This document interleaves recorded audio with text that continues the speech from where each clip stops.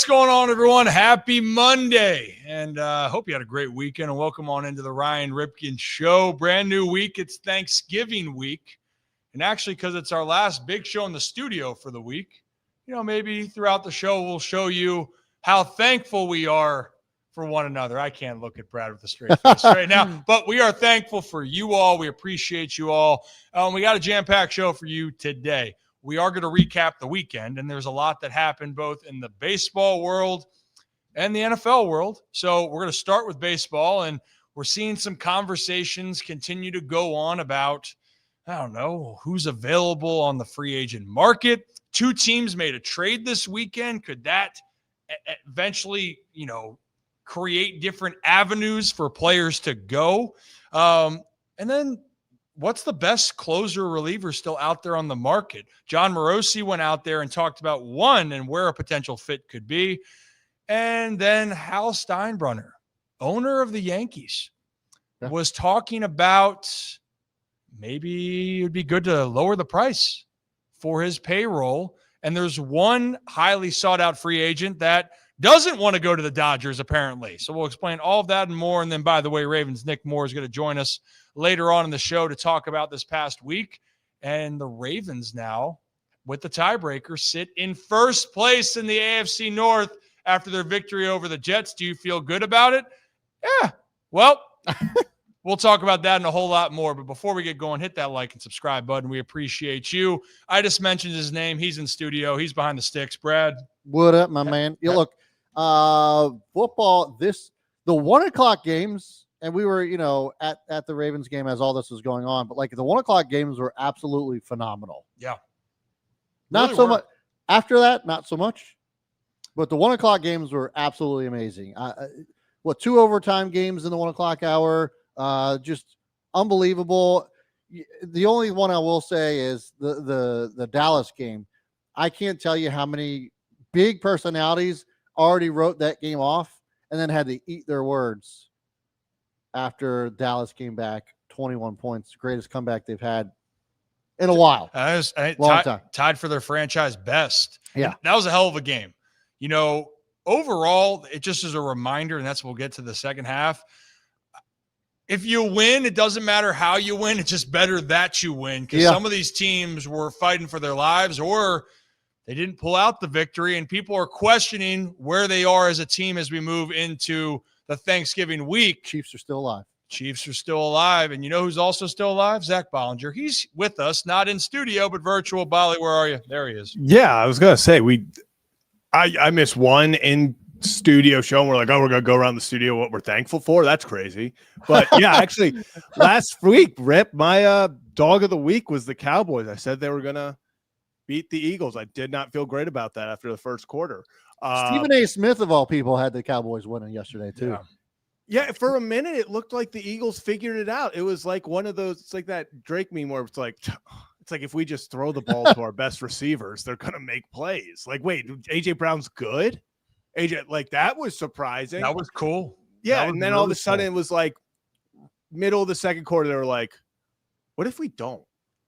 It's like, don't what? It's like everything. Run it, pass it, anything. I think it was like their first 4 drives, they had like 180 yards, 190 yards. Their next 8, they combined for like 100 total.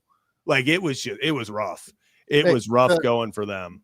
Well, and sticking with the NFC East, I mean, the Giants lost, but Jameis Winston certainly won. Yeah, tight end 1 on that team now too. Yeah, we'll talk about that. That was might be my favorite play of the year, like from a sense of like everything about it, the aura of Jameis, and also that's like the aura of Jameis and the Giants in a nutshell. Yeah. Something crazy happens. They had the trick plays, the mojo. They're winning, and then they lose. Like it's like it's so quintessential Jameis Winston football. But like for him to break a tackle after that reception, stiff arm. Oh yeah.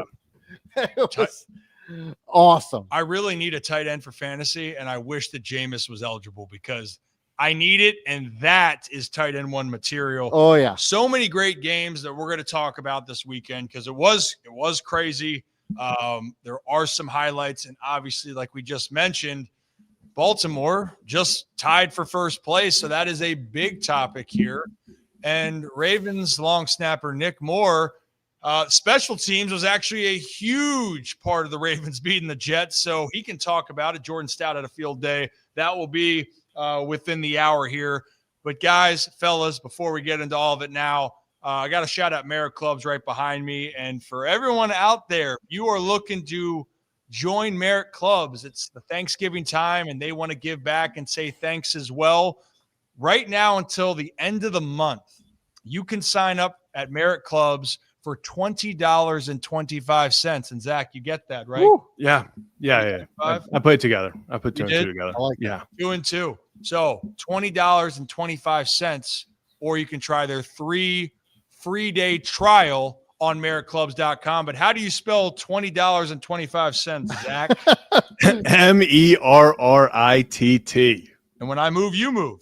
Just like that. Just like that. Appreciate Merritt Clubs and appreciate all of you, especially our channel members. By the way, Yes. Zach, loving the chair, bro. Oh, yeah. I had to borrow my girlfriend's gaming chair. So I got the You nice- don't say. Yeah. So usually I'm standing when I'm here, but she got a new desk, which means I took the old desk into the other room and then realized I didn't have a chair still. So I was like, I'm taking this chair. So Hey, real yeah, new mental chair, thing. you know. Yeah, You know, I'm a big had to. fan. A big fan of it. That's electric. Right? That's character, you know. That's A right. little That's right. over the shoulder.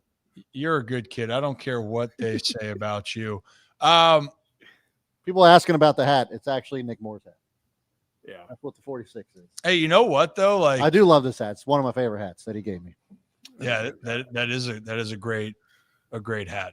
Yep. It's a good hat. You can't have it because Can't it's have one, it. one of one. It's one of one. Nick Moore, he's one of one. It sure is. And all of you out there are one of one, right? Am I right? Okay, enough of my banter. Can I gotta throw something? What? Oh, okay. There we go. All right. Hey guys. Wait, hold on. What? Were those poop bags you just threw? They're unused poop bags, yes. Okay. For Ollie. Yep. Not for you, not for me. Okay. I've been in some situations where I could have used a doggy bag myself. You know what? Anybody else been there? Put it in the chat. That's a Monday conversation. Oh yeah. I'm going to stop right there. We'll 'cause save that for we'll later. save that for later. Just keep it in mind, people. That's a way to start off the Mondays. If you guys saw on my Instagram, I tried to record a video and my phone just kept falling. That's how my Monday started. But let's start this show off with a little baseball conversation. So, like right sprinkled in with all this NFL action, there was a pretty sizable trade that went down. So, and not like, oh, we're going to trade for prospects and whoa, it's like a blockbuster deal, but it was a deal of some magnitude because the Rangers and the Mets came together and said, hey, we're going to trade a beloved player in our clubhouse and our organization and Brandon Nimmo to Texas because they need an outfielder, and we're going to send you Marcus Semien, who defensively is a good player. His offensive years were better in the past, trying to bounce back, stay healthier. And now that creates an opportunity for the Mets to possibly go after a free agent outfielder. So, guys, like it was a 1-for-1. Like it wasn't anything else. I think that was the part I was pretty fascinated with. And for all the ones like the rumors about Corey Seager being on the move, you don't make a move like this for Brandon Nimmo to say, hey, we're taking 3 steps back. We're going to get a lot younger. We're going into a rebuild. No. Like Texas was trying to retool, and the Mets, Zach, are also really trying to change things up. It almost feels like a guy like Cody Bellinger or Kyle Tucker, if they really want to splurge, like hypothetically, I mean, it's open. They need an outfielder, but initial thoughts, right? Yeah. That wasn't something I was expecting on Sunday afternoon. No, not something at all. And honestly, for a minute, I was like, okay, is this some cap relief? But then the Mets sent money to offset any differences in salary. So this was a good old fashioned player for player, kind of like, I'm just saying, Orioles maybe start a trend. Player for player. And it does feel like this is 2 teams kind of going in different directions in the sense of, hey, you're a Met, you're the Mets. You need an upgrade defensively at second base. That's not a mystery.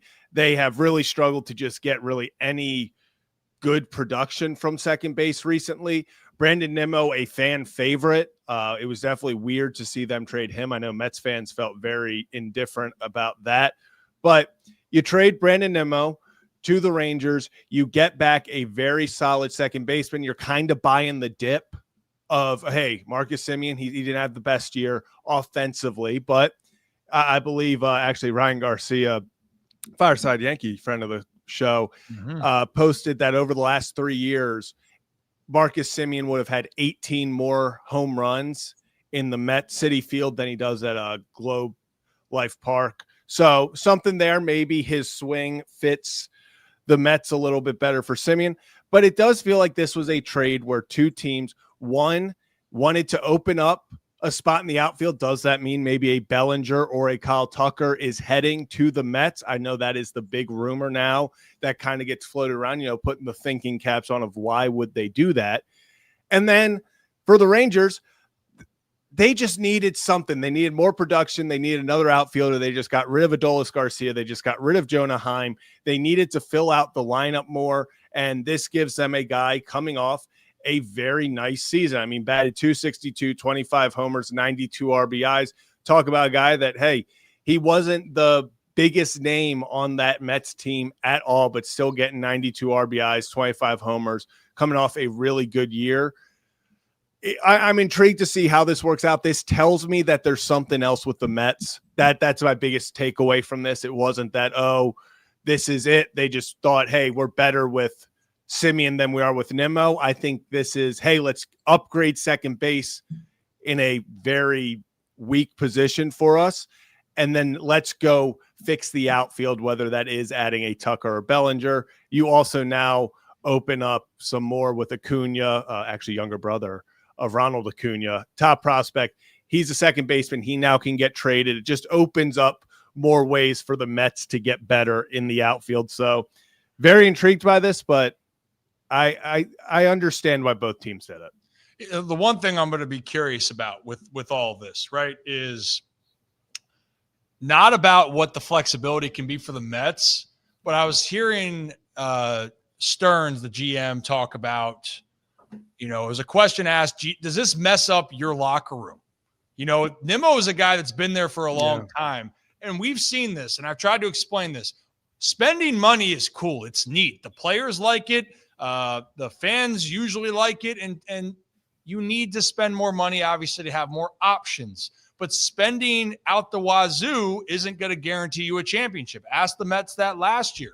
They were big spenders. Juan Soto, come on in. You were going to be the guy. They went and made big deals at the deadline, traded away prospects. And yet, when all was said and done, the New York Mets were eliminated before reaching the postseason. And a team a year ago that was not supposed to contend, not supposed to be in the thick of it, made it all the way to the NLCS. So that's one, Zach, I'm kind of curious about is where does that infrastructure go? Because it matters. Like I would argue right now in Baltimore, besides that you want to add some frontline guys, the culture that you're setting, Albernaz and his coaching staff, that's a big thing about you're setting a culture and a standard. I would argue the Mets right now are trying to figure out how to get that back. So trading Nimmo and going to a team with the Rangers right now, by the way, DeGrom, former teammate, is over there. I love Skip Schumacher as a manager. I would like the move a lot for Texas, especially if they are going to be a little bit aggressive, but they got pieces in place. So that leads to this one move being done. It's in the books. And now we're going to see what the next domino is going to be, right, Brad? And I'm curious, is it going to be another trade? Because right now we've already seen now two pretty seismic trades. Grayson for Taylor Ward. Again, 1-for-1, by the way. Like that never happens. Right? And now it's happened twice. How about that?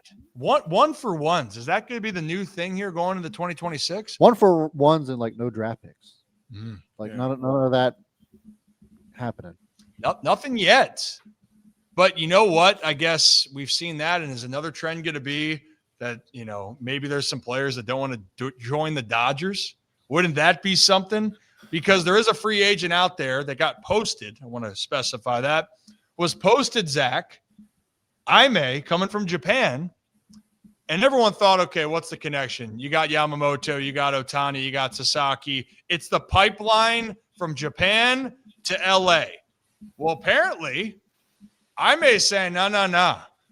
It's not the phrase of, it's if you can't beat him, join him. He goes, if you can't beat him, I'm going to find a way to beat him. Because on today, Zach, can you pull that graphic up? Whammy right here. Boom.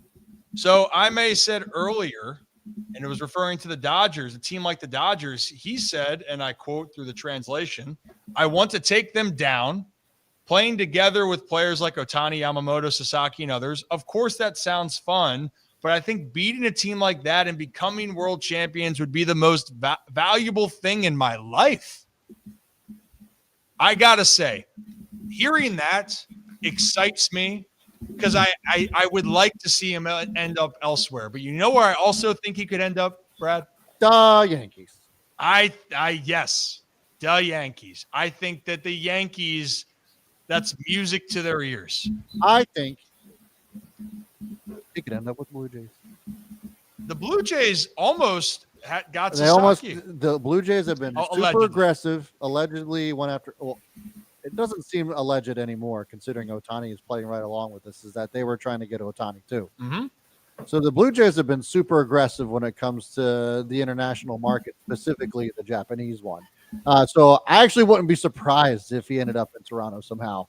But I gotta say, I respect the shit out of this. I love it. It's awesome. I love that in sports. Like that was one thing, like when you're picking and like pickup basketball was one thing for me all the time. And I never wanted to have like a stacked team. I didn't like it. I wanted everyone to say, oh, why don't you even out the teams, Brian? Yeah. No, hell no. I want to beat the shit out of you. Yeah. I want to win. I think baseball needs more of these. That's the competitor in you. Yeah, the rivalries. And honestly, I think that brings it out. Yeah. And Zach, I mean, Aime is going to have a lot of suitors. I know people would love him in Baltimore. Hey, you brought Sagano. Do you want to tell Aime that you come to Baltimore? They might build you a statue if you bring him. They might if you go to the World Series. Yeah, probably. I will say I think he's going to be in orange and black next year. I just don't think it's going to be the Orioles. I think he's a Giant. That's going to be if I have to plant a flag, I'm going to plant the Giants. I think they're going to be aggressive. I still think West Coast, you're always going to have a decent advantage than over the East Coast when it comes to that. I know the Giants are interested.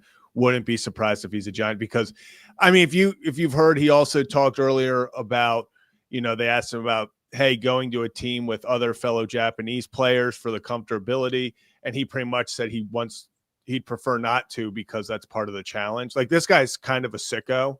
Like he's kind of like one of those guys where you're like, but I love there's some screws loose. Like the competitive edge is unlike anything. Like they're just guys who are different competitively. He seems to fall in that category. Yeah, I would not be surprised if he also picks the Giants because he's like, no, I want to face them as many times as possible.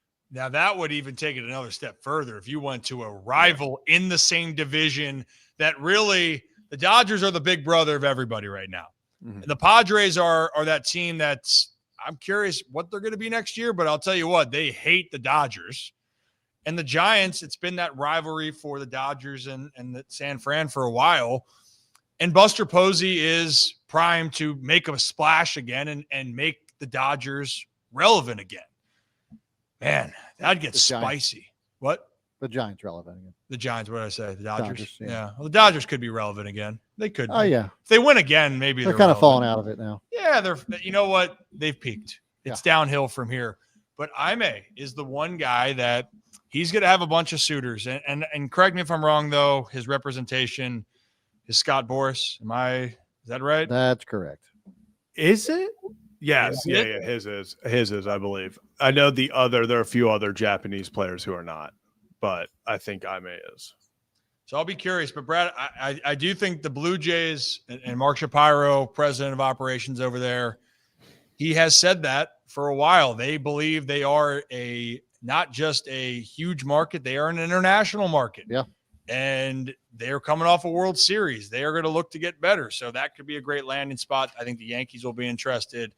Not going to say it's going to be on the Orioles' top list. But you know what? The Orioles are going to be looking for people. Apparently, they want some pitching. That's what everyone said. You might not think that way because Grayson got traded, but they do want pitching. I swear, they want pitching. They want healthy pitching. I was just about to say that. They love Grayson. Love him. They need a pitcher that can pitch all 160 or a whole season.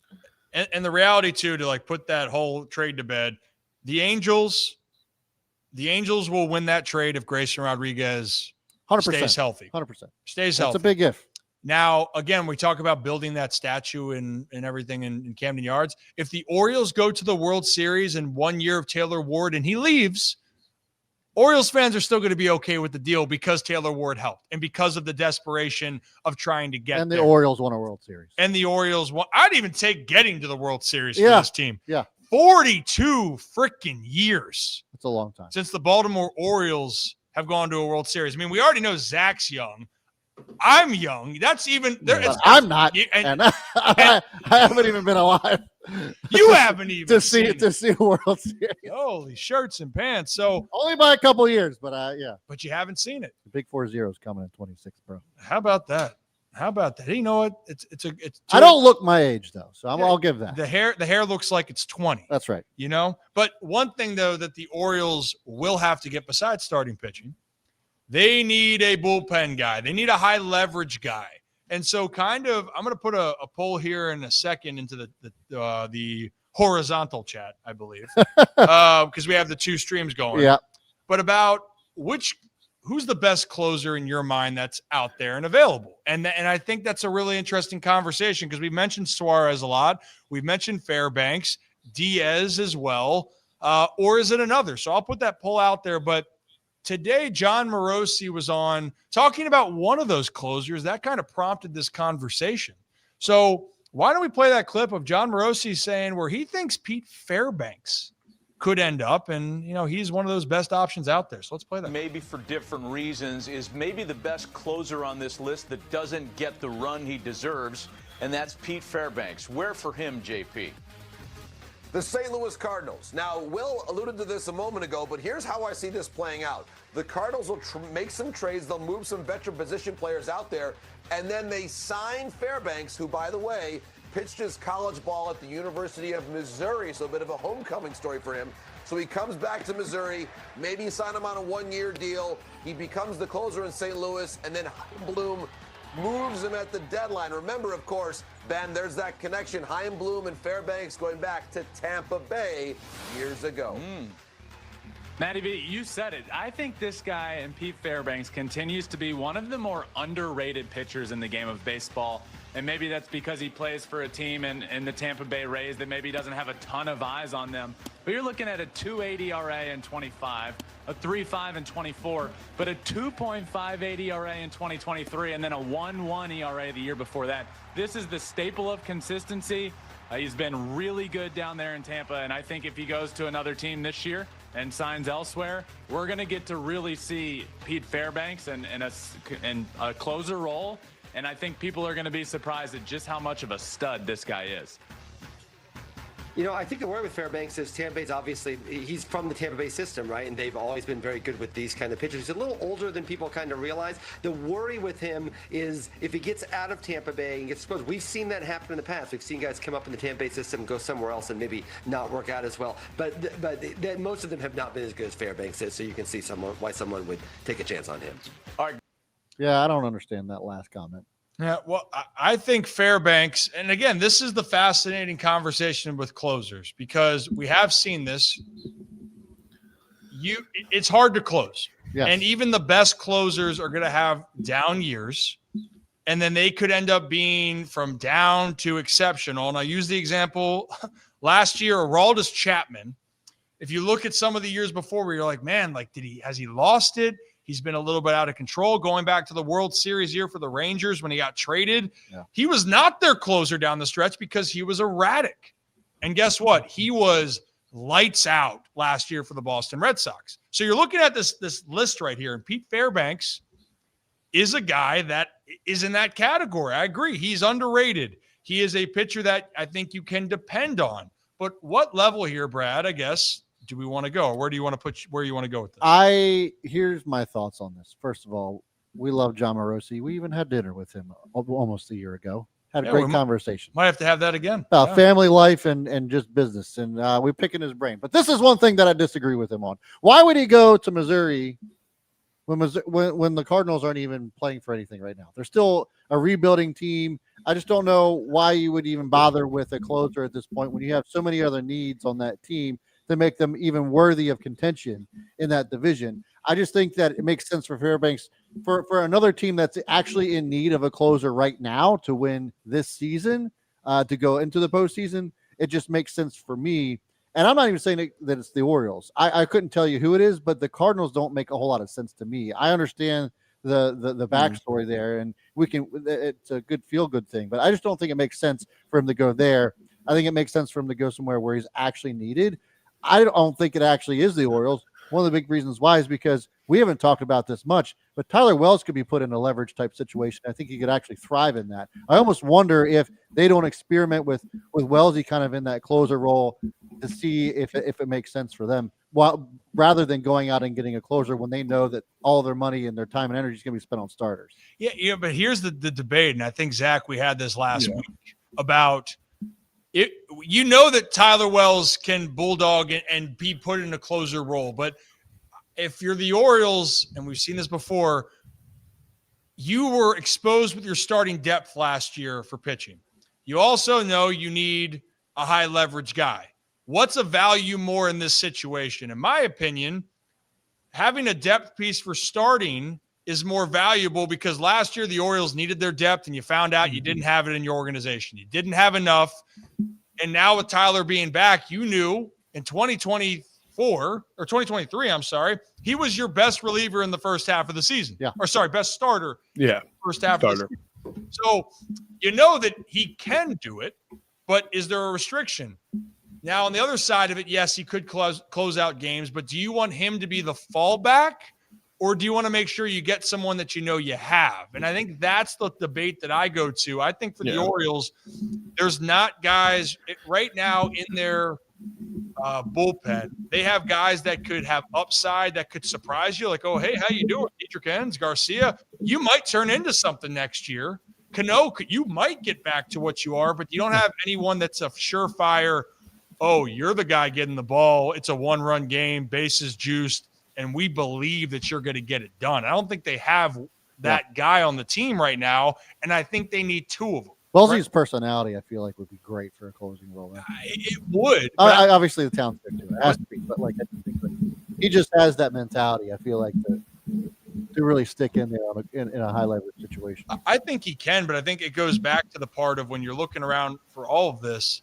If I were a team, also, by the way, the Cardinals conversation, I don't see the fit for the Cardinals at all, because they're like, we got to trade away some of our older talent, and they need to. Yeah.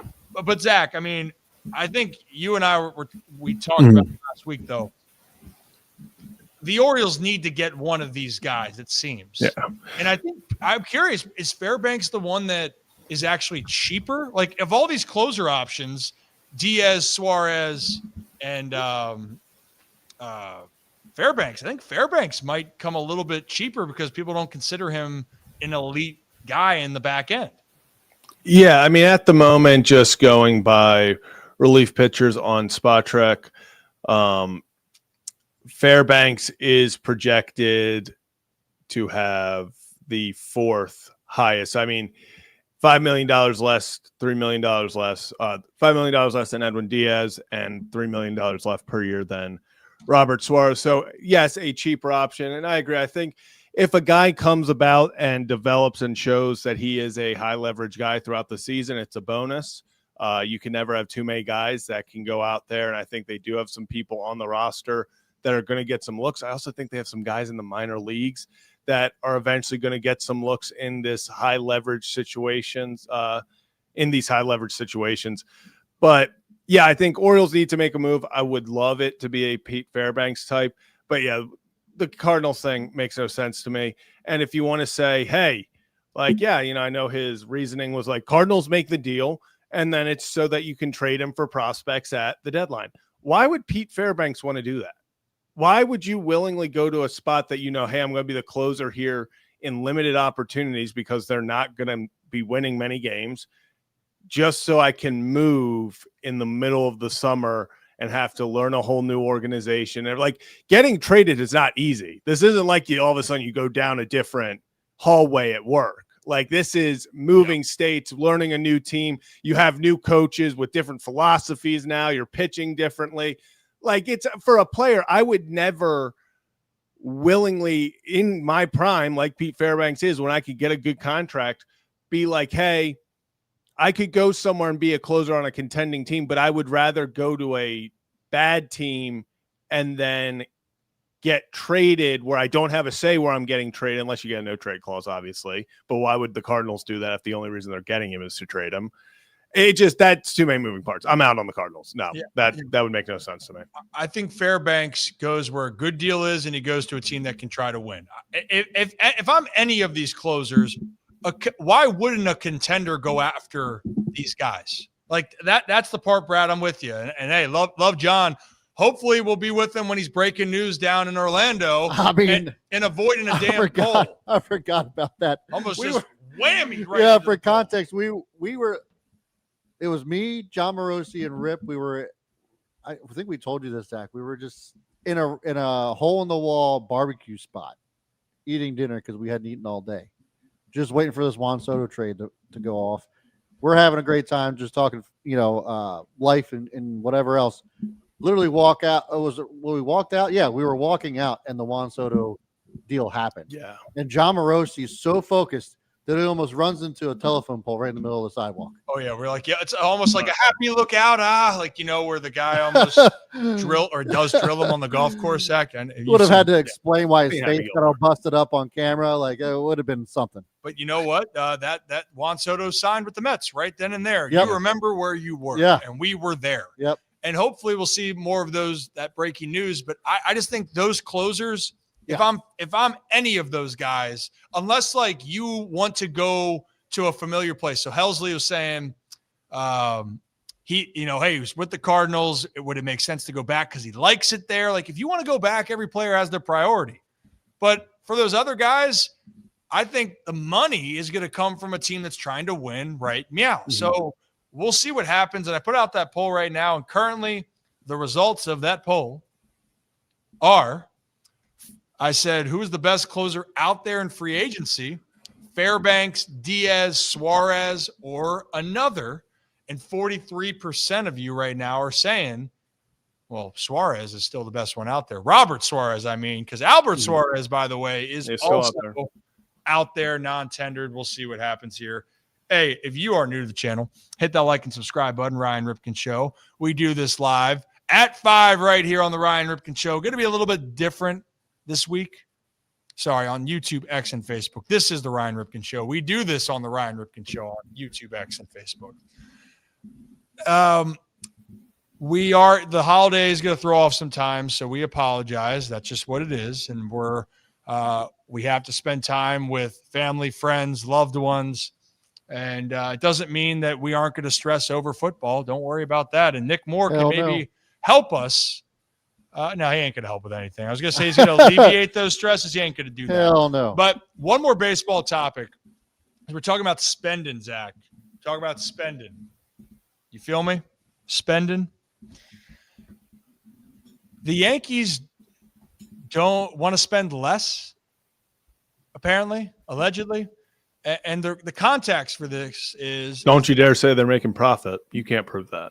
You can't that either. So you can't prove that. So Hal Steinbrenner was speaking to the media about one, payroll, and then two, that don't expect us to pay more and don't expect us to be making all this money just because we're the damn Yankees. So Zach or Brad, can we play that clip real quick? Yep. Is it likely you won't go down? You'll probably stay the same or go up then? I think, would it be ideal if I went down? Of course. But does that mean that's going to happen? Of course not. Again, we want to field a team we know can win a championship, or we believe can win a championship. We don't know anything in that regards as far as the future. But yeah, so it just hasn't changed, John, which is why, payrolls have gone up probably every year. It doesn't mean they won't go slightly down one year and then up the year after that. I mean, it all depends on what's out there and what the possibilities are and how much I feel, we're able or we need to pull the trigger on those possibilities. So the Yankees, they're not all profit and they're not all about the big spend. Now, in Hal's defense, by the way, they have spent a good amount of money over the years, right? And so the context of it, I think people want to look at that. The Yankees aren't going to do what the Mets have done, but they are willing to put a lot of money there. They just signed Max Fried last year. They went out and got Garrett Cole. They acquired Cody Bellinger and Devin Williams in trades. The year before they traded for Juan Soto. So as much heat as he gets for that comment, they have proven that they're still trying to win. Now, have they won in 16 years? They have not. But I think that gets a little bit. I know people in Baltimore. I give Hal a hall pass on that because I think it's a little bit out of context. Zach will never do that.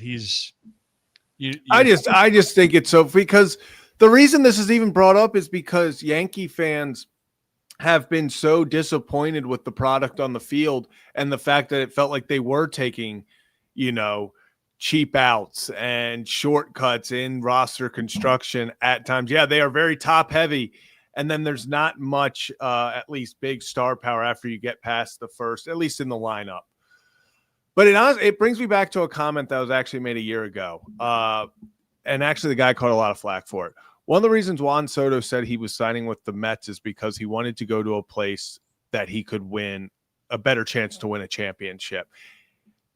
We just saw the Mets trade Nimmo for Simeon. Let's say the Mets go out and sign Kyle Tucker and the Yankees miss out. Trent Grisham just took $22 million. Let's say now suddenly they have to fall on plan B, whatever it may be, because they're talking about, hey, it's not the worst thing if payroll goes down. We know we've been disappointed the past few years, but it's not the worst thing if the payroll goes down. Where have we ever heard Steve Cohen, if you say, even mention payroll could go down, he'd slap you, even on a virtual interview. He'd be like, you don't think I'll spend more money? I haven't spent enough. Yeah, he's like, name the top 3 guys. I'll go give them $1 billion each. So I understand now where it's like, hey, the Mets seem to almost be operating closer to the Dodgers than I will say. The Mets are 1,000% operating closer to the Dodgers than the Yankees are. The Yankees seem to be suddenly the team in New York that's like, we don't want to spend too much. It wouldn't be the worst thing if the payroll goes down. Where now the Mets are the team that it was the Yankees of hey, have you even considered being a New York Met? You haven't. What if we offer you $100 million more than everyone else? Would that change your mind? And that's kind of where they are. I don't think anyone really saw them as a threat to Soto. It was more of a joke throughout the year of oh, what if, Moneybag Steve comes in and just wows Soto away from New York, from the Yankees. And Yankees fans like, yeah, I'm sure he'd want to go across town. It happened. So I'm going to be honest, are these comments the worst thing in the world? No, but it's another thing of read the room and don't throw fire on, put gas on fire. If your entire fan base is worried that you're not buying, enough guys that you're not serious about winning, maybe don't come out and kind of threaten them of if you think that we're not or that we're profitable, that's, you can't just assume that and then be yeah, maybe we do lower payroll. It's that would be ideal. And it's okay, some comments you just maybe keep to yourself. Say we're trying to put the best team out there, like he said. Try to say, hey, we're trying to win a World Series and do anything we can to do that. You just don't need to come out and be well, if it goes down, that would be ideal. That just, don't throw gas on the fire. So you're saying don't throw gas on the fire? Yes. Okay. Don't put the turkey in the fryer. Isn't that a big thing around here? No, you around can this time put of year. Turkey in the fry, or you can put a turkey in a fryer. You ever had turkey? Yeah, I have not. Oh, you haven't? Nope. I've been a part of one experience putting that together. I heard about the one that then blow up. Yeah, it's extreme. That's what I'm saying. Don't. Is it a frozen turkey? Maybe you don't put a frozen turkey in the. I don't know. I don't know. Whatever we did, we had the right protocol. Yeah, you have to put a thawed out turkey. So you ever work in the fast food industry? You know, you put anything frozen in a deep fryer, it just. Oh yeah. We don't want that. Yeah, we don't want that. I don't know. Did you guys see that one video of like a mouse trying to run through the deep fryer and then fell right in, fried itself? Nope. I've seen one of like a little crayfish, like crawdad, do that. Oh, just boop, bloop. That's a tough way to go. Yep. But you know, and again, you're wondering how this connects to Hal Steinbrenner and the Yankees. How do you not see it? How the hell do you not see it? Zach, I was thinking with the Dodgers though. One thing that's different, the Mets are not like the Dodgers because the Dodgers have like $1 billion in deferred money. That is one thing at least the Dodgers have. They're like, we're going to sign everyone, but we're going to pay this $1 billion down the road here. It's not how Steve Cohen works. He's like, we'll go band for band right now. He's like, we'll just give it to you up front. You need half a bill right now. Well, here you go. It's up front. It's taken care of. You think you could spend more money than me? Yeah. Yeah. You know what? I would love to interview Steve Cohen one time. Just like that would be that. Yeah. Like he has that energy of, I'm so sorry for our fans. Oh, you're questioning me as an owner? Here's another $2 billion. We're going to go win 83 games, but we're going to fix this.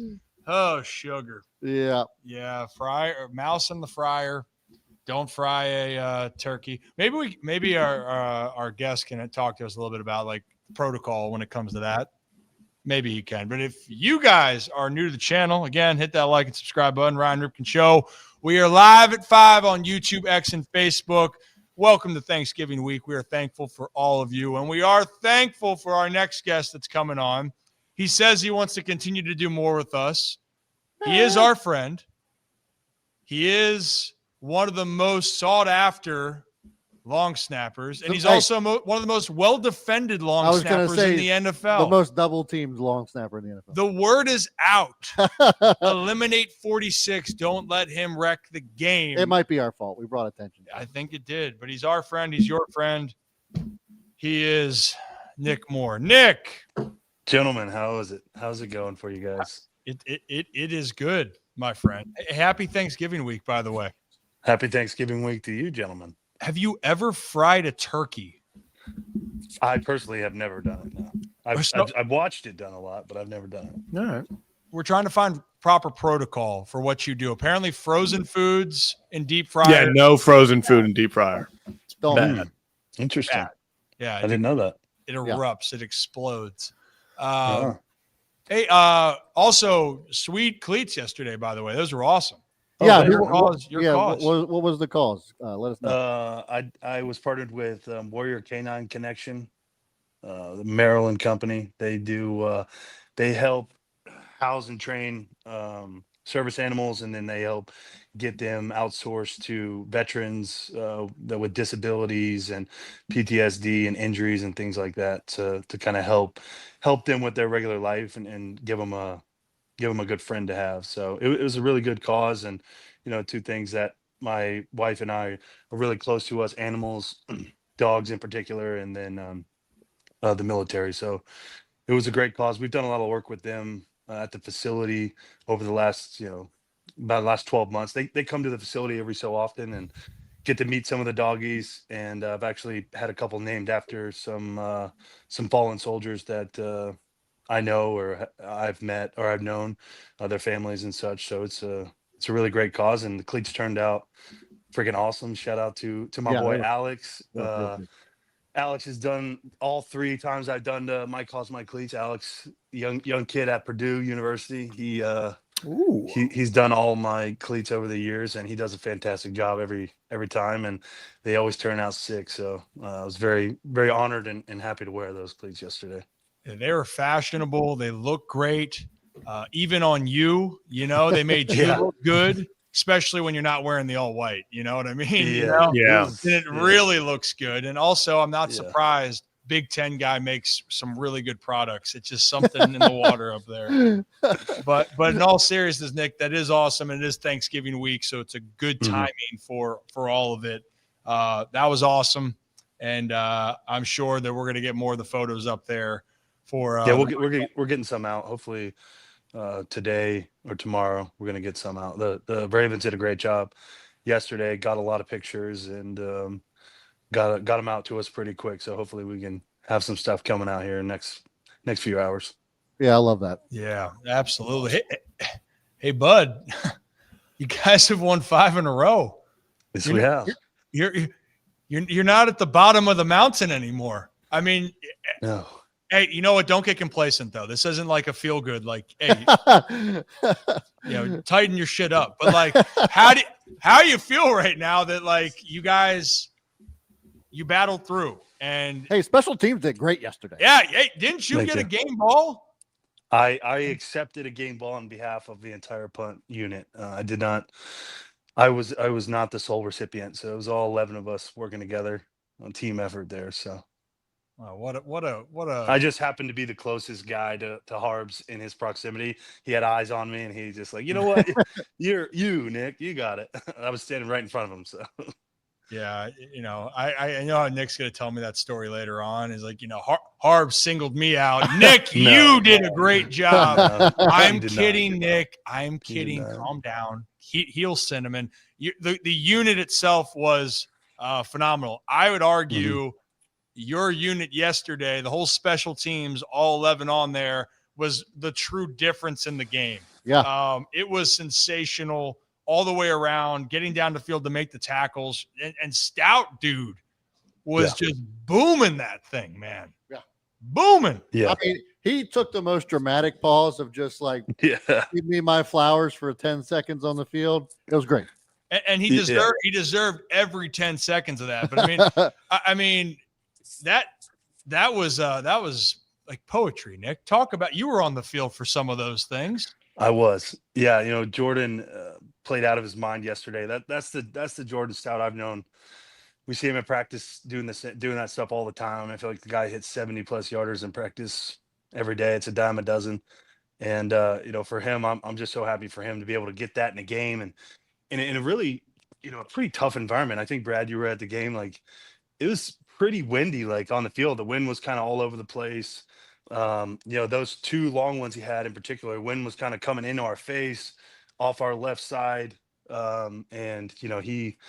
He's been working his tail off, man. And I'm just so happy to see him being able to go out there, executing the game and really, flip the field and change the game for us. I mean, that one, the one we downed him on the 5, that 67-yarder. I mean, that's in the fourth quarter. It's a 1-score game. Like, I think it might have been 20-10, but it's a close game at the end in the fourth quarter, and we, offense kind of gets stalemated there, and we go out there, we run the clock out, and then Jordan has, arguably the best late game punt I've ever seen, and some of our coaches probably would say the same. Just such a great punt, such a perfect punt, and such a crucial time for us, and really backing them up. And our defense went out there and did what they were supposed to do, and got the 4 and out on that next drive. So it was all around great game for him. He's been punting the ball great the last 5 or 6 games. So I'm very happy. I know he's ecstatic, and he should be. And the guy's been playing his tail off, and I think he's going to continue to do that. As we've seen over the last, this 5-game winning streak, special teams plays a huge role, whether it's field goal, whether it's tackling him inside the 25 on kickoff, whether it's downing him inside the 20 on punt, whether it's getting a big return or forcing a bad punt on punt return. Like, this is how you win games down the stretch and into the playoffs. So we need all phases of special teams. We need us all to continue to do what we've been doing. There's obviously things we can get better at, but I'm super pleased with how everybody's been going. Some of these young guys are coming in and really, showing out, setting the tone, doing some pretty remarkable things. So it's just been fun to watch. I'm slightly jealous because they're taking away all the tackles, but they're, because they are. I mean, TJ Tampa is playing out of his mind. Great, hell of a game yesterday. Yeah, hell of a game. And then Keandre Jackson is just an absolute game changer for us since he joined the 53-man a couple weeks ago. He's just been an absolute pleasure to have on special teams. He's just been such a vital piece that we've been missing for a while. So he's a stud, and he brings everybody around him up. And Jake Hummel and Charlie Kolar have been playing great. Chandler Martin came in, this was his second game made some major strides from game 1 to game 2. He's been playing great.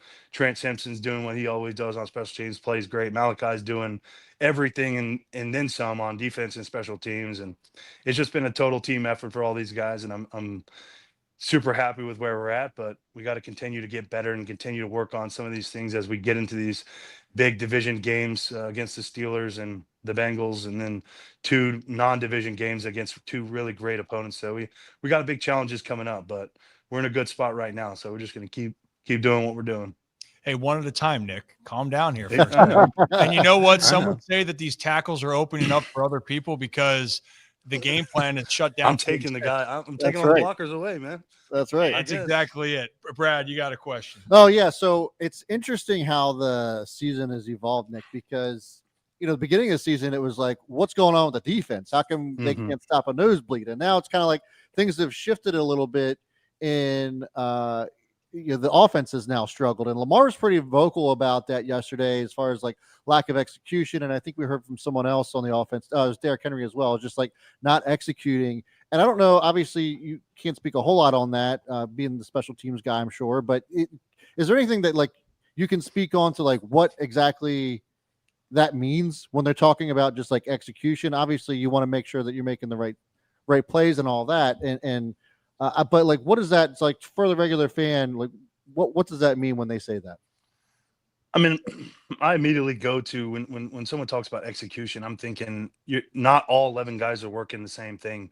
Maybe a couple guys got different calls, or maybe one guy is confused on what he needs to do and doesn't block the right man, or everybody's on the same page and then they're just not actually getting it done. Like they're not blocking the guys, the holes aren't opening up, guys aren't, executing the catches or whatever it may be.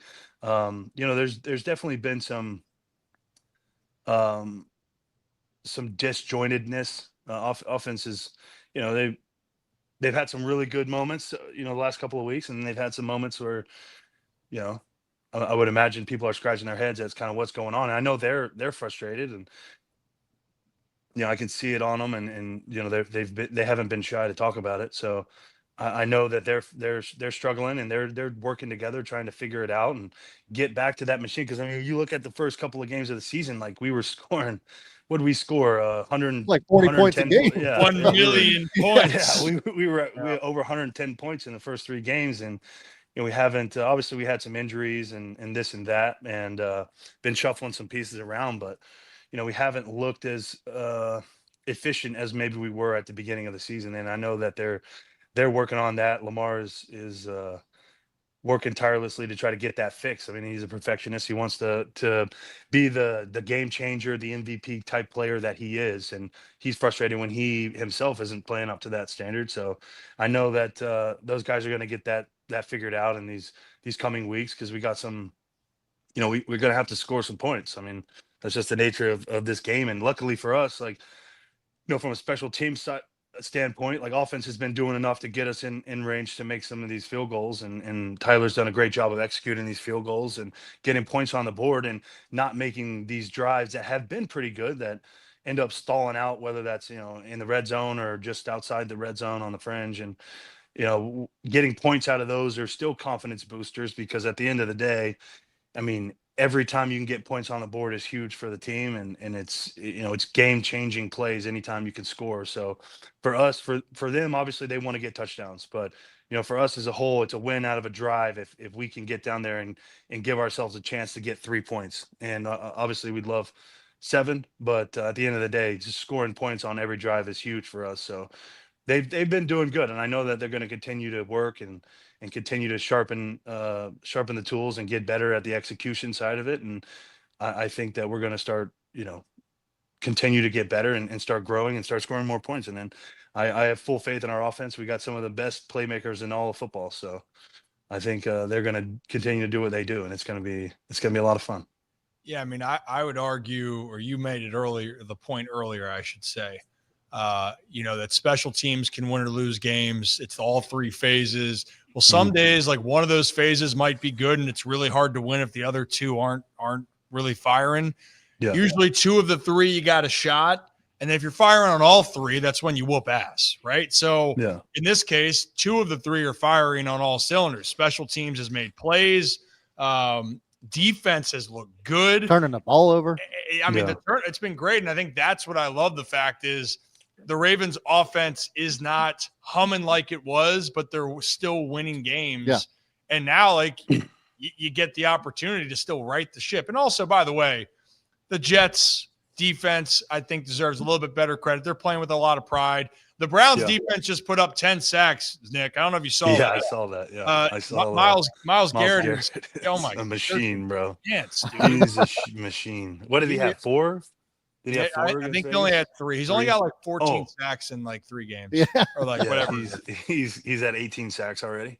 Yeah. Only. He's got, there was a stat that was put out there. I think Orlovsky put it out. It was like Garrett's total sacks and then teams below him entire team. As the entire team. Bro, so I looked at his stats. Obviously, we played him last week or a week and a half ago, and I looked at his stats and because we were just checking because he had 4 against us. And so we're like, oh my God. I was just like on the plane on the way back. I was like, oh my God, like, what are his stats? Because I know he had 5 in a game earlier. He had 15 through 10 games. Yeah. We had 15 as a team through 10 games. He's not a real person. No. Like, I don't know what he is. We made the point is, well, also arguably 2 of the top, if you're going to argue they're the top 2, but they're at least up there with Myles Garrett and TJ Watt are top pass rushers, and they both happen to be in the AFC. This probably won't ever happen again, but like, if there was a defensive player to be MVP, it's got to be Myles Garrett. Yeah. I mean, like, he's knocking at the door, man. If he breaks that 22.5. But would he get it if the Browns only win 4 games this year, 5 games? Like, do you give it there? Zach, you have a thought here? Dude, what if he ends up with like 25, 26? I know. Like, he deserves more than just defensive player of the year. What if he gets like 35? Well, so that's what I'm saying. He has 14 over the last 5 games. He has 14 sacks over the last 5 games. They have 6 games left, I'm assuming. Yeah. If he puts up 4, let's just say he goes 14 over 6. So one more game to hit that would be ridiculous. But that would be 32 sacks. that you have to get. I don't care if the Browns never scored a point on offense. Yeah. That's your MVP. Because he's getting doubled every play. You only have it's not like this is a guy who it's like, dang, like he's getting all these one-on-one matchups. They're throwing the kitchen sink at him. He's getting chipped. He's getting double teamed. And then a running back is coming to hit him. And he's still finding the quarterback. Yeah, it's It's not like this year there's a runaway MVP. It's not like you have the Lamars or, Mahomes or any of that. Like right now we're saying this could be the year a running back does it. If there was ever a year, if Myles Garrett shatters that sack record, I've put the number at 30. If he gets 30, I don't know how you don't hand him the award. And last thing, Ryan, I know you're just making a point. We've got to quit with the TJ Watt, Myles Garrett conversations. They're not in the same stratosphere. Nobody's in Myles Garrett's stratosphere. Correct. TJ Watt is an elite of elite pass rusher. Myles Garrett might be one of the greatest we'll ever see in this game. Like, it is unreal what he does. But I said that includes Aaron Donald. But I just said, Aaron Donald, I think, is the best interior. No, we're talking pass rushers, though. Okay. If we're just talking pass rusher, I'd say Garrett. If you're talking about all-around defensive player, Aaron Donald, we're talking about double teams. Like, so Nick Moore and Myles Garrett get double teamed, right? Aaron Donald gets triple team, quadruple team. Yeah, right? So, he gets the whole line. He gets all. Yeah, he gets the whole line. Like, Nick Moore and Myles Garrett are in rare air. They get the attention of the entire line. Nick, like, how does that feel that you and Myles Garrett? I don't know what it is, man. They did it again yesterday, man. They did it. Did they say anything to you? No, they just fucking put me on my ass, bro. Hey, do you remember which play? Because I one of my favorite times now. I only had so many, I can remember them all. So okay, perfect. So Zach, we're gonna go back and look at we'll find them. Okay, so you got to get both angles because you can't tell from one of them. Okay, it was the second punt, and we were going to the left of our bench. And 45 just ran through my. Oh no, sorry, it was 51, and then 45 added on, and then I got tripped. Okay, I was going down probably, but the trip made it even faster. I went down pretty quick, like a sack of potatoes. So you know, you just said the trip. You got tripped, and you I stepped on. You were I stepped on probably my going teammate. down. You stepped on your teammate. Yeah, so you're probably going down. So that's what the NFL was telling you, is that, the tackle was being made because he was falling down. Just thought it was a good comparison. We'll see. That's under debate. We'll see. So you got so Zach, we're to look at this. So Yeah, we'll a look rate at of that. how hard Nick hit the ground. Yeah, that'd be great. Any other moments that you remember? No, I mean the first punt I got like semi chipped. They were trying to block Malachi the PP. I ended up that was the one I ended up jumping on the pile. And then second one I got on the ground, and then third one I got beat up pretty good. And then the fourth one, they rushed the punt, so I had to stay in them. Whenever they rush, we're not getting out. Like, our job is to make sure the punt doesn't get blocked. So wasn't able to get out super fast there. But you know what? You did a great job. I mean, my favorite thing now each week is we like to grade the whole performance. Special teams been phenomenal, but we do want to see. It's been fun to watch. It's been fun to watch. It is fun to see the really in the trenches. Now that we know that they're trying to take you out of the game, then we got to I don't know if that's the actual plan. It was one team's plan, dude. Sources are out there, man. No, I don't know. Sources. Hey, the scout teams are out there. I'm gonna get hit this week too. I'm going to tell you that. Cincy, they always hit me. They love to wait. Yeah, we'll flop in there. Wait, who was that player 2 years ago that we were talking to Nick about that would blew up his spot? It was Wilkins. Well, yeah, Wilkins. Yeah. Yeah. He's he got me. Yeah, he got me. Well, so doing some weird stuff. He went in that locker room was doing some weird stuff after that too. He probably was. Oh, sugar. You're a good kid, Nick. I don't care what about you. Cincinnati always gets me. I made a tackle on my first punt against the Bengals, and I have gotten blocked. So first time we played him at home, I lit the returner up. He stayed on his feet, unfortunately. And then I made a tackle on the next one. And then I have someone up. And we hit each other really hard. Let's just put it that way. and you fell down. I did fall down. Hey, time out. What game is this? I don't know. It was against the Bengals. It was against the Bengals at some point in sometime in the 2020s, somewhere in there. Your first year? Write that down. Oh, I'll find it. I'll go ahead and tell you, bro. It was the Bengals at the bank, 2021, and it was literally right on the shield in the middle of the field, and we collided with each other. He bounced back, and I basically hit him, and I kind of got buckled and went to my knee, and then he got tackled right away. I didn't. Oh, that was slowed him down. Yeah, I mean, that slowed him down. And then the next time we played him in Cincinnati later on that season, I made a tackle, and since then I have been getting lit up against the Bengals. they always find a way to block me. They do these cross stunts, and they hit me or they rush the punt and make it hard for me to get out and affect the coverage, because I haven't come close to a tackle against them since 2021. This is the year, though. I'm telling you, they're going to block the other guys. If you get a tackle, just clip that, so no, that'll come back. Yeah. I'm going to try my best. Hey, you know what? Keep doing what you're doing. But if you get a tackle on Thanksgiving, I'm going to lose my mind. I might call you. Yeah. I might call you right after the game. Eat my chicken. Eat my chicken, baby.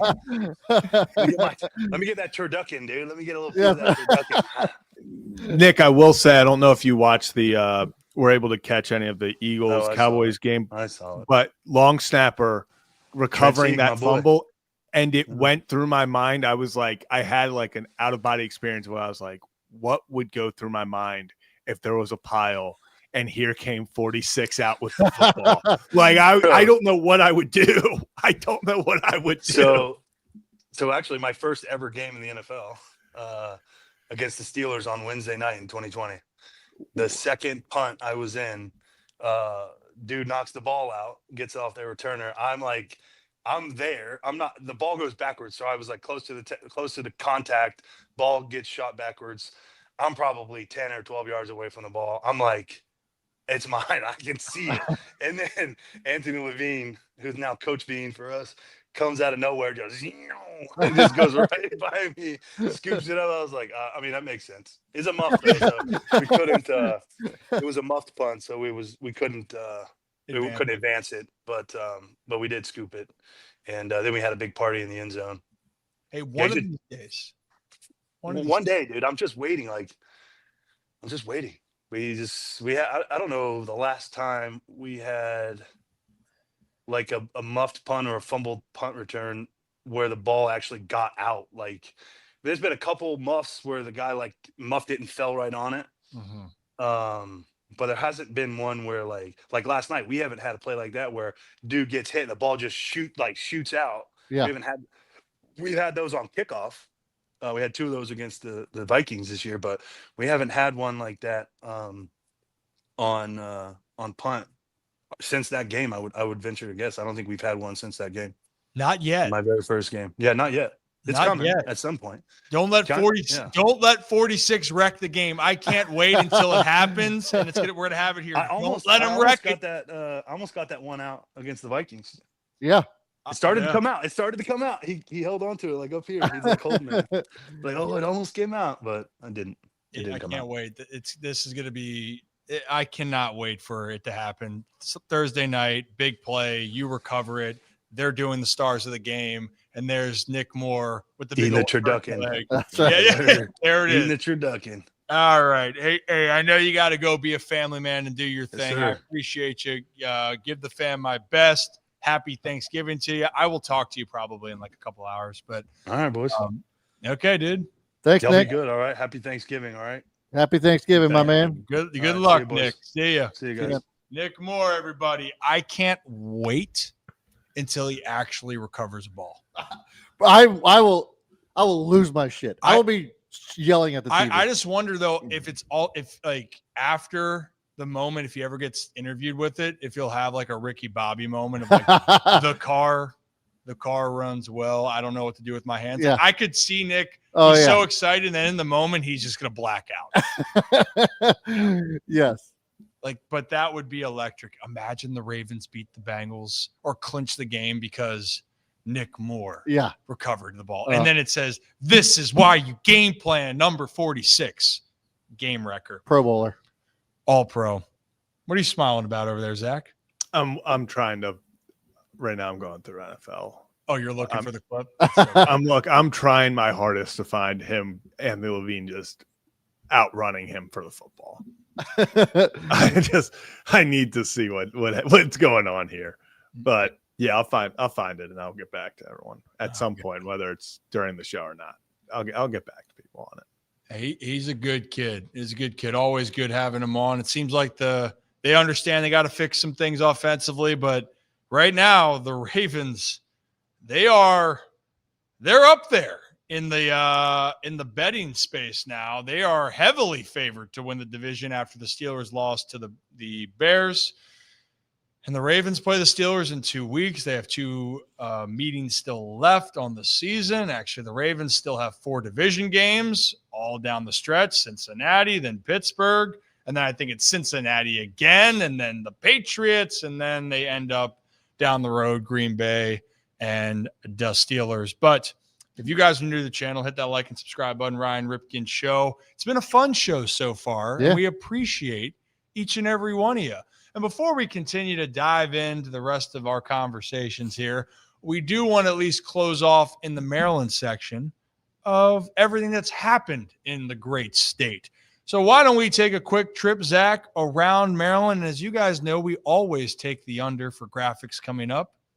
Under 3 seconds. 3, 2, 1. Hey, there it is. And around Maryland, brought to you by our friends over at Next Move Charm City and the Belanger team at Lone Depot. Here, I got some other glasses today. Here we go. Are you guys ready to make your next move? Well, if you are, Shannon, Brett, and Rich at the Belanger team at Lone Depot are here to help you on that journey, whether it is suburbs, city, or shore. Make the right move with Next Move Charm City. Hey, how you doing? We appreciate them. We appreciate you. We did talk about what could happen with the Orioles. We did talk about what's going on with the Ravens. not a lot to talk about with the Commanders. You know, they play on Sunday night against the Broncos. Their season's over before it really had a chance to get back on track. Yep. They are not a young team. They don't have a lot of draft picks upcoming, by the way, too. But they are going to continue to work, continue to grind. But it does seem like they avoided a serious injury for Jaden. That is the biggest situation there. Now, there's that other team in Maryland, University of Maryland. They welcomed Michigan this past week. It went as you thought it would. Michigan just came in and just waxed the Terps. And now, Zach, don't you have that crazy stat with Maryland facing ranked Big Ten teams? What's that stat? Yeah, something. I know that Mike Loxley has never beaten a Big Ten. Let me get the official. I don't like where this is going. Statistic. Sorry. So Loxley alone is 0-20 versus ranked Big Ten opponents, and Maryland is 0 for their last 40, I believe, as a program. So So since joining, this was on November 1st, as of November 1st, 2025, Maryland was 0-37 versus ranked Big Ten teams since joining the conference in 2014. I guess they've added maybe 2 or 3 more since then. So, yep, this hasn't been a ranked team since. And it hasn't been here in 20 years, it feels like, or 15. Yeah. 17, 18. Yeah. I think his last game was him beating a ranked team as well. Oh, my goodness gracious. Shirts and pants. Went 9-3 that season, I believe, and Maryland didn't want to. Why would you want a winning season? Why would you? No, who would want that? But for the Terps, started off 4-0 and now have lost every single. Are we up to 8 straight? 7 straight? 8 straight? You know what? This is what we get to. It happens. You know, I want the Terps to do well. We all want the Terps to do well. Yeah, I said I need a water. Remember when they were 4-0 and we were like, maybe this ain't the usual Terps. Like, there's some fight. And they had leads and they had the lead. It could have been 6-0. Could have been 7. Remember after the first blown lead versus, what was it, Washington, and Sean Merriman came on. And he was like, my only hope is that this doesn't spiral. I have unfortunate news about that. Oh, shit. Yeah. Oh, this is also the worst one. Tom, I appreciate you bringing this up because this was brought up to me on Twitter the other day. The Orioles have won a game more recently than the Terps football. Yeah, that's rough. Like, that doesn't seem real, but it is. I mean, the baseball season, it's crazy. It ended at the end of September. That's only just under 2 months ago, but that's still really bad when you think that the Terps have played for 2 more months and haven't won a game. Oh, sugar. So you know what, guys? It could always be worse. It could always be worse somewhere else. You could be the fan of a different team, and they're just in misery for decades. And that's going to bring us out of the state of Maryland, and we're going to go to the state of Ohio. Yeah. Because back on this weekend recap, if you've been a Cleveland Brown fan your entire life, you haven't had the great moments since forever. The 80s. Yeah, never. The early 90s. The Cleveland Browns have never had a great moment. Ever. Well, I mean, they've had moments.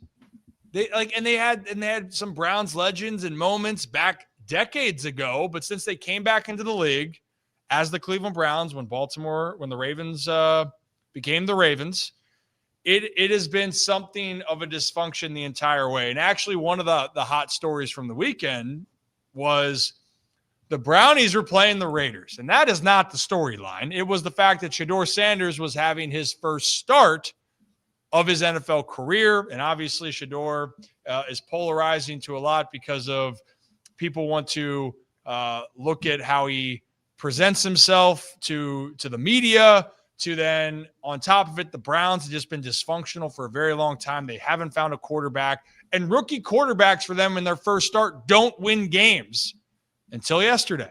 Shedeur Sanders broke that streak. Zach, what it had been since like 1995 or They were 0-17, 0 in their last 17 when a quarterback made their NFL debut for the Browns. that is crazy. But here's my thing, and we'll get into this, but like, when was the last time the Browns had 11 sacks in one game? Just as long. Only 10. It's 10 sacks. Whatever, 10 sacks. Double-digit sacks, okay? It had also been like 30 years since that had happened. I hope Shedeur Sanders has a great career. I hope that he somehow changes the narrative in Cleveland and does all the great things. But I'm not ready to crown this guy just yet. And that's where I think the rub is for a lot of people. It's like, if you look at Shedeur Sanders since he has started, and even yesterday he had completed 50% of his passes, 1 touchdown, 2 INTs. His QBR is 4.5. Can we just slow down a little bit? And I'm talking about Shedeur Sanders himself. Because I don't know if you guys saw this, but he said that he was quoted as saying, and actually, you know what? Screw it. We're playing this clip because the clip. Talking about the clip on CBS? Nope. The interview after the game? It was his press conference today. Okay. Just take a listen. Everybody could analyze. Everybody could say everything from sideline. You could watch TV, everything. You could be. Oh, you could sorry. talk on TV, whatever you want to do. But until you get out there and you do it, then it's different. Going out there, with only practice with the $100 and everything, like that's different. It's a lot of vet quarterbacks, that had their time and everything that were backups and was able to get thrown in the game and be all right. But I don't think that was like that in their rookie year. That's a difference, Like that's different, and I'm thankful for that experience because that helped me get to where I am today. That helped me go into the game very comfortable, knowing that they got a great defense with the Ravens, knowing the different looks, how they could be confusing to the naked eye. But that's why during the game I was smiling so much because I'm like, oh yeah, if this what it is, I know I'm gonna be able to accept that challenge and move forward one day and be able to have success. So the big rub for me on that was that he said there was a lot of vet quarterbacks that had their time and everything, and they went, they were backups and got thrown into the game and they were all right. He said, but I don't think they were like that in their rookie year, which is just not true. Well, I actually will say of all the comments, his interview today, that one I don't think would have been the one that for me personally. I think the ones that bother is when if I have more time, like this is how it's going to be, and you know what I like, or this is. You're going to see more of this. And it's like, well, more of this. I sure hope not. The story of the game was the defense. The defense was fantastic. Now, did Shedeur have good moments? The stat that's still wild to me is that the Browns have completed 1 pass over 35 yards this year until yesterday where Shedeur had 3. And he's got starter qualities. He has an ability that it's going to be exciting to see where it goes.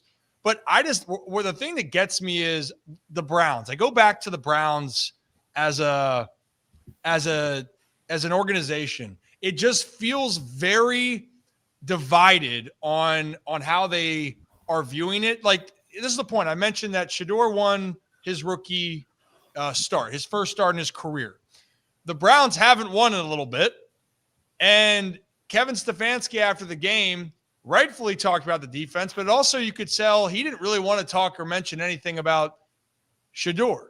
So I thought that was interesting, Zach. I think we have the Kevin Stefanski clip, or Brad. Let's play that clip real quickly in the locker room, and then we can talk a little bit further about this. How about that road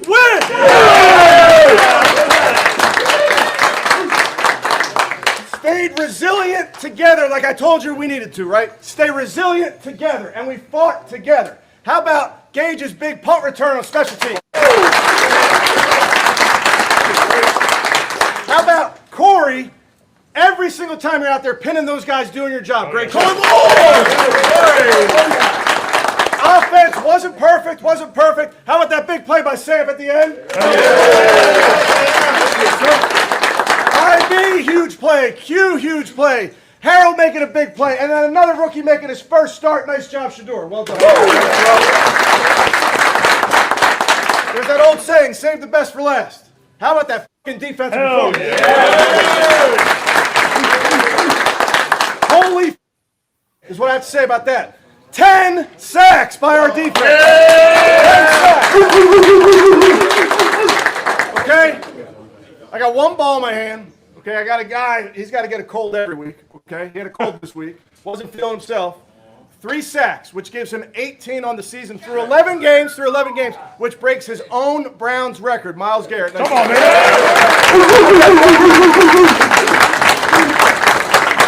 So I'll see you guys in tomorrow. Hey, I'll see you Wednesday. So it seems like in the locker room overall, applause. Like it's days off, hell yeah! Everyone loves it. Some days off. The reason why I'm fired up. This whole dysfunction is clearly when you're looking at with Dylan Gabriel and Shador compared to Dylan. Is it fair to say if we're looking at starter quality traits of looking at that Shador even in one start, it looks like the process is a little bit cleaner. Yeah, and here's what I'll say to this. So I like I said at the top of this topic, that there needs to be breaks to be pumped. But what I will say is after watching that game, now granted, I know it was the Raiders. Sure, Sanders was a different quarterback this week than he was last week against the Ravens. The poise that he had and the way that he was reading that defense, that the one pass out to Jerry Jeudy that Jerry Jeudy inevitably fumbled. Oh my goodness! But Shador's part in that play was incredible. He just swept out, saw the play, and made the pass. He just looked so comfortable, so poised that that felt like a veteran quarterback type of play. Yeah. That this wasn't his first start. So there were some qualities that I feel like, yes, he could be the starter there. I just don't like, and we've talked about this like with Caleb Williams. I don't like that we're just automatically painting this person as a star when he's got 1.5 starts under his belt, completing 41% of his passes. I'm not ready to make that. I hope that he does, but I'm not ready to make that call. I will say that with plays like that, it seems as if he's got starter qualities about him. I would agree with that. Well, and I think he's got to be the starter. He deserves to be the starter moving forward. And also, you can't go into your locker room like that after winning a game. And granted, the defense, who's been balling out all year, and then you finally have a guy earlier on the touchdown, the first touchdown of the game, Shador rolled out and hummed it, 50 yards, hell of a throw. And even Myles Garrett was like, not a lot of quarterbacks that I've seen make that throw. So your players like this dude, talent-wise, he's got to get out there. Now, is he going to be the franchise quarterback? I don't know. The thing, I think the reality of where I'm going with this, Zach, is the Browns in general, you hope it works out, but if it does, where do you stand with your team? I think it's just the Browns are in such a weird position as a franchise still. And I just – the whole situation of how things have gone doesn't sit right. Like that, I'm trying to articulate that, Zach, but you know what I mean, right? It's just something seems off. Well, it's because it's the Browns. It's the Browns organization, man. So hold on, let's see, Zach. So you understand what I'm saying? Yeah, and I mean the best case for the Browns is this works out with Shador. He was officially named. Kevin Stefanski named him the starter. Dylan Gabriel was cleared from concussion protocol. He is healthy, so this has nothing to do with health. This has nothing to do with Dylan Gabriel. Shador Sanders is the starter at least this week for the Browns. And that team looks so different with Shador than with Dylan Gabriel. I mean, Dylan Gabriel, he looked like a guy that he was a great college quarterback. Sometimes they're just guys that are incredible. They are winners in college, but it's a different game. It's a different game when you get to the pros. Shador looked much closer, at least, to a starting caliber quarterback in my mind. The offense looked better throwing the ball, even though, yes, it was still the Browns. It wasn't the best game, Browns versus Raiders. But the biggest thing for me is if Shador can prove, at least right now, that he is a guy you can give an opportunity to be that, I don't want to say, top end quarterback, but at least the starter for next year. I mean, the Browns have 2 first-round picks. They have their second. They have 10 picks in this 2026 draft.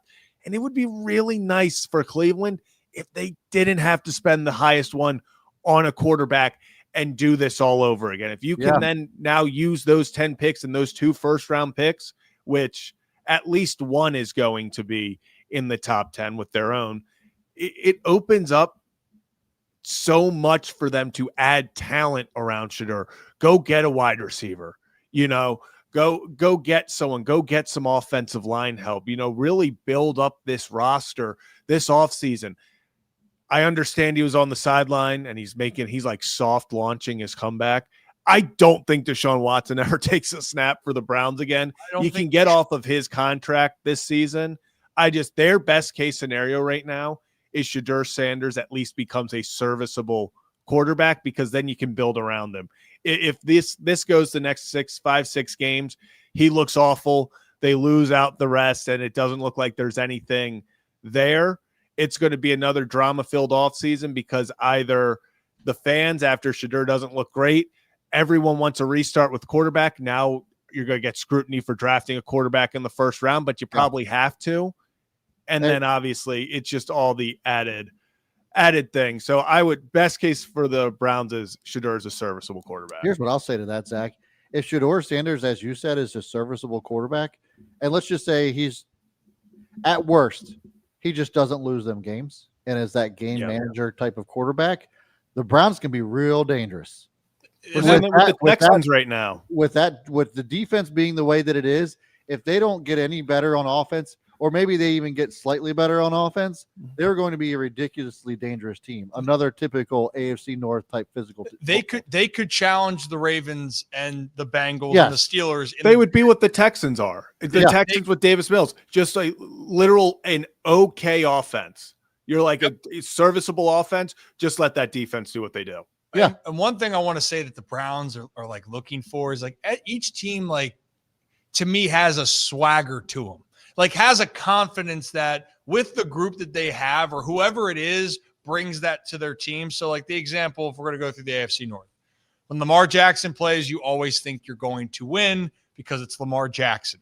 On the Bengals, you have Joe Burrow. The Steelers, while they've had this merry-go-round for quarterbacks, having Mike Tomlin, you're like, we're going to be in the fight.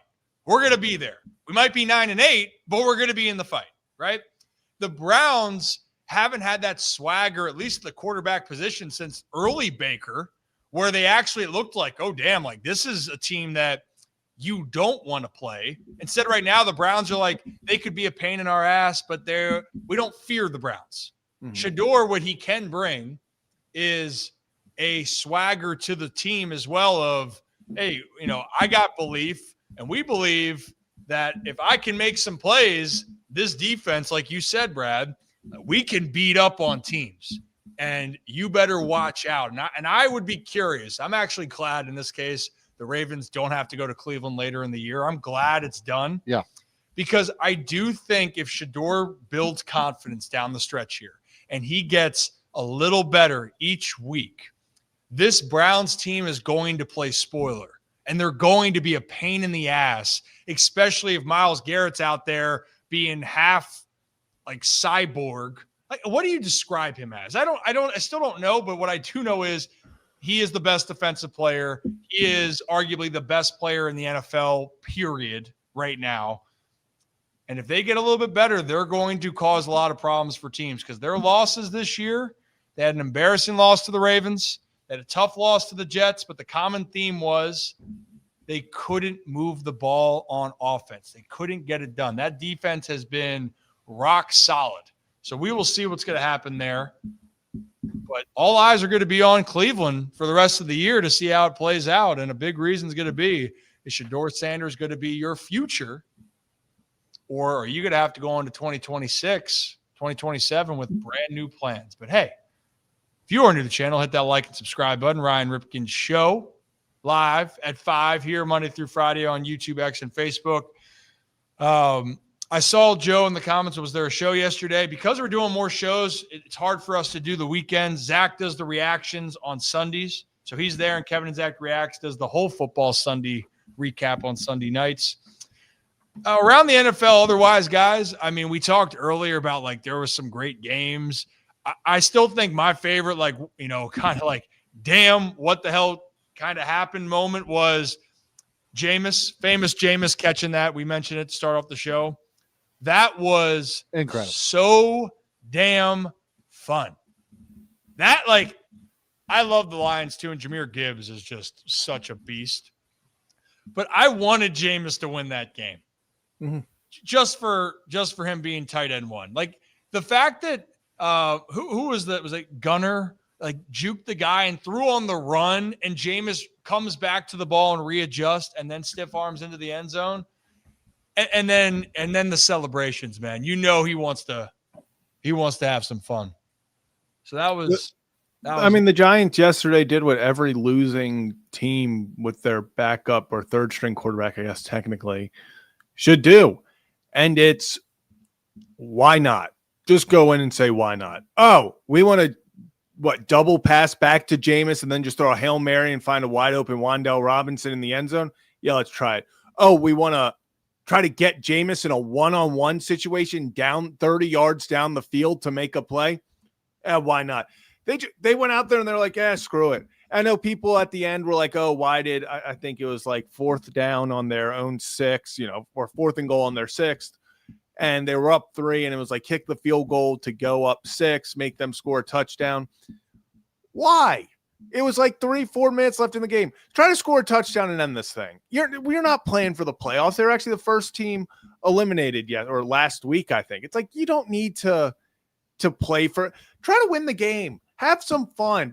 No one cares about kicking a field goal to go up 6 when you're the Giants sitting at 2-9 going into this game. Go out there and try to make something happen. Yes, they lost the game, but that's what every bad team, that's the mentality you have to have. And that's what makes a team like the Giants dangerous when they have Jameis, who is just going to go out there and makes the decision beforehand. He's like, I will throw the ball as far as possible. I think he averaged 20 yards per reception. Completed pass. He was humming. Push the ball down the field, see what happens. I think now there's another stat that I read, it could be stat corrected here, that there's 2 players in the history of the NFL to have to caught a touchdown or to throw a touchdown and have like 25 yards receiving in the process. And I think it's Jameis Winston and Tom Brady. So obviously those are the same players. Also, it just needs to be said, Brian Daboll, for all intents and purposes, for nothing else, glad he got fired simply for putting us through that Russell Wilson first, 2-3 weeks. Still goes down as I don't think that was up to him, to be quite frankly. Just put Jameis in. You got to they need to under pressure by the GM to do that. I don't think that was Daboll was the fall guy, plain and simple. I think he has another coaching job somewhere. He's going to be a fantastic OC again. But and I was just about to say that he's going to do an incredible job. Oh yeah, does he go back to Buffalo? 1,000% he does. Yeah, 1,000%. Joe Brady's going to get a head coaching job, and Brian Daboll's going to be back there like he never left. Yep, 1,000%. That would be wild. Agreed. The other crazy games are not crazy games because it was not. It's an ugly game, but it turned out to at least be entertaining because it went to overtime. The Jaguars, Cardinals, if you guys watched it later in the afternoon, the 4:00 game, entertaining game, awful football. Trevor Lawrence sucks. Trevor Lawrence wanted to give the Cardinals. Trevor Lawrence was trying his hardest to give that game away. He was like, Cardinals, please. I do not want to win this game. If we keep winning, we have to play for the Jaguars for more weeks, and that's not fun. By the way, also makes more money than Lamar Jackson. It's wild. It felt like almost like a Waterboy moment of like 62. There you are, throws it right to him. No, like that. There was some throws where you're like, man, that. I know it's tough, but then also he wanted to be like, well, hey, I can go win the game. I can lose the game, but watch me go win the game. Yep. Which he did. And then the Cardinals are a team. They've played in like a ton. Almost all of their games are 1-score games except against the Seahawks. And they just find ways to lose. Yep. And they did again. It was a fun game, though. The Bucs-Rams was terrible. The Rams looked really good. The Bucs. Baker's beat up. Oh, my goodness. And if you were involved, Zach and I were texting about this, Brad. Like, I thought, I'm like, oh, the Bucs were 7.5-point dogs. I'm like, that's insane. Yeah. And then I'm like, that. You know what? The line was too low. So I bet on that game last night. and I won a ridiculous parlay. Because I won a ridiculous parlay because Baker Mayfield went down. So it was a 4-leg parlay. It was a 4-leg parlay of Puka getting a 30-yard reception and Matt Stafford throwing a 30-yard pass. And then it was the same for Baker and Egbuka. But because Baker went out and Egbuka got a 30-yard reception, I won that parlay. And it was like plus 800. I won a bunch of money. That's awesome. And Puka had 0 yards going into that play. I know. Oh my gosh. I mean, hey, I guess if you have fun, I need a little bit of a miracle tonight. I actually fell asleep and I woke up and I was like, oh damn, I won money. How did that happen when basically all my bets went in favor of the Bucks and then that happened? Sean Tucker is the over-under was 6.5 yards for his receiving. Yeah. And he had the one where Baker wound up to throw it and got hurt even more. Tucker was just like right here, hey, I'll take the ball. And then Baker, ducked it, unfortunately. Yeah. And then later in the game, Sean's wide open and he catches it with his feet out of bounds. So it's kind of funny and comical and not a funny or comical way. That was the worst game of the day. Yeah. Now, keep in mind that Rams offense that was humming, that Ravens defense held that Rams offense to 17. I know Puka got hurt in that game, but I'm just saying that team looks legit. It's a good barometer. The Rams should be the favorite out there. Football's fun, man. And there's a lot of good games coming up Thursday on Thanksgiving that we'll talk about as we get closer. And but Black Friday.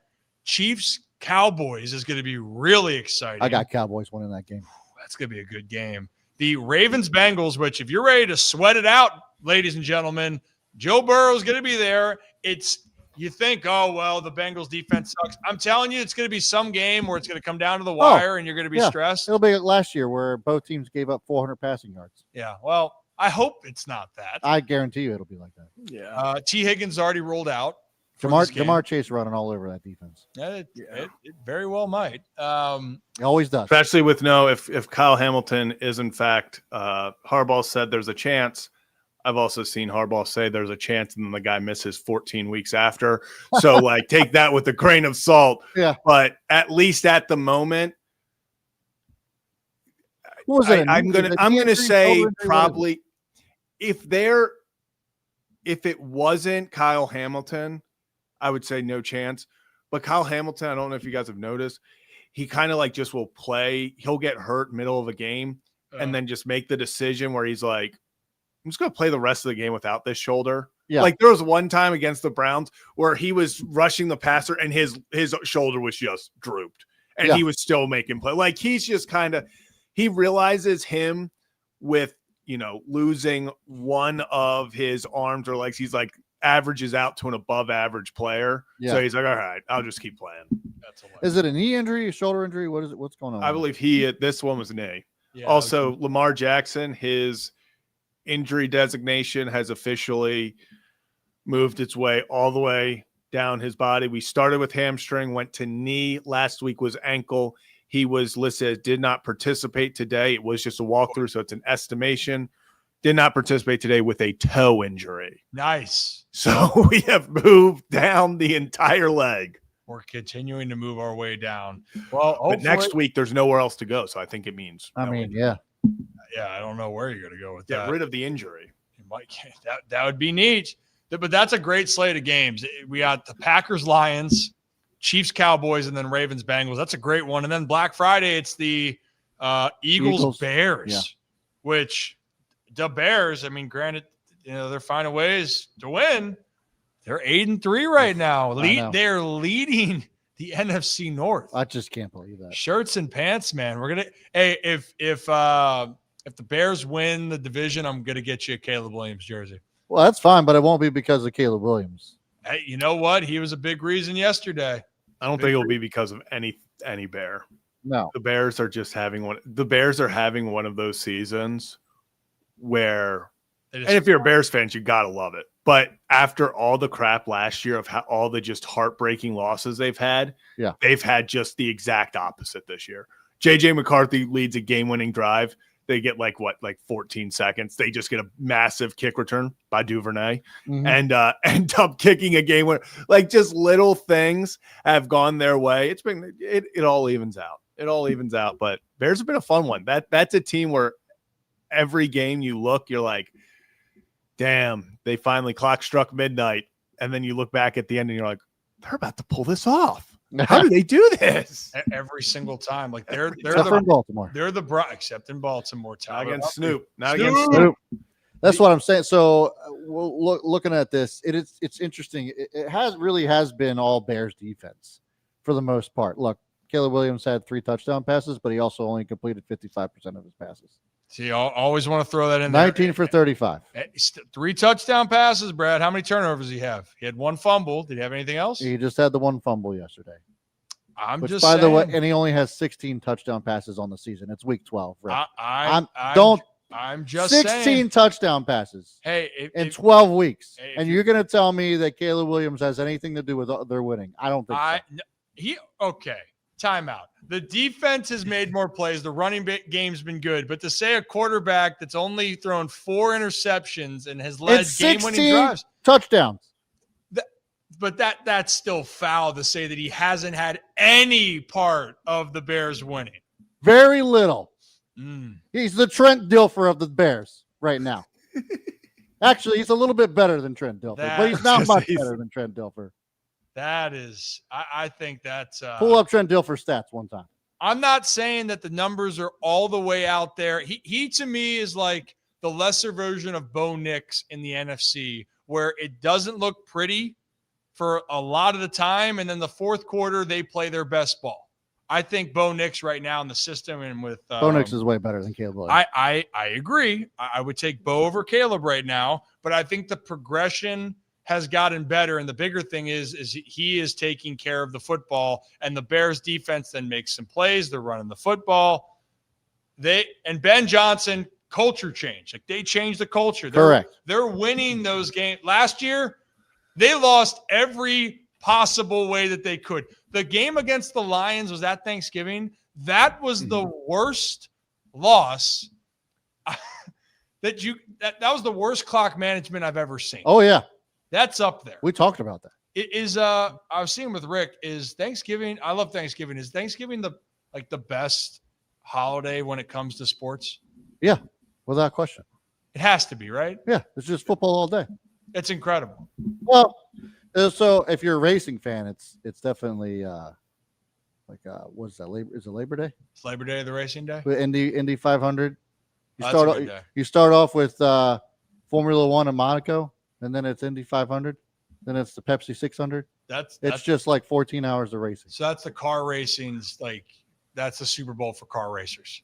Well, it's the Thanksgiving for racing for fans. Racing fans. Yeah.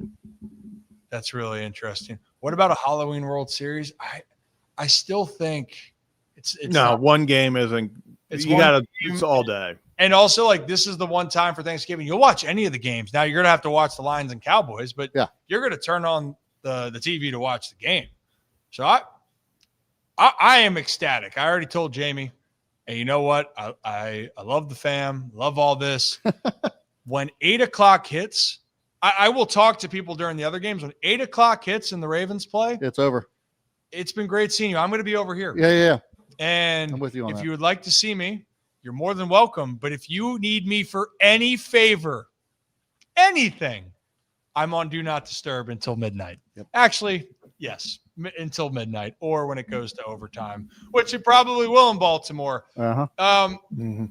It's always a great day to be back with you guys. Appreciate you guys. Appreciate all of our fans out there. Very thankful for you all in this process. It's been a fun 2025. I can't believe it's almost 2026.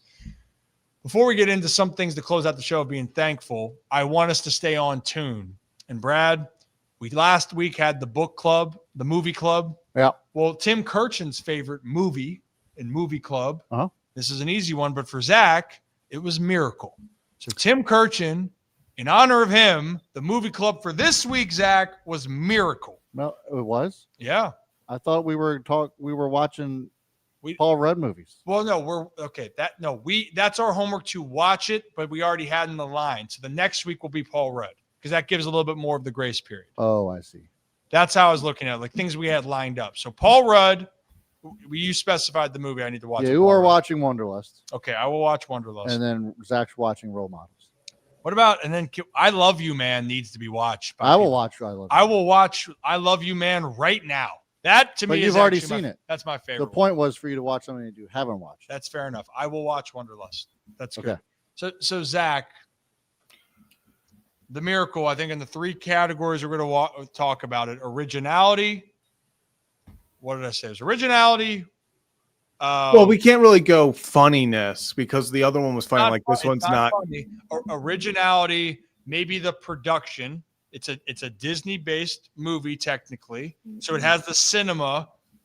So the feeling, the emotion, the drama around it. There we go. Yeah, well, if we want to go drama, yeah.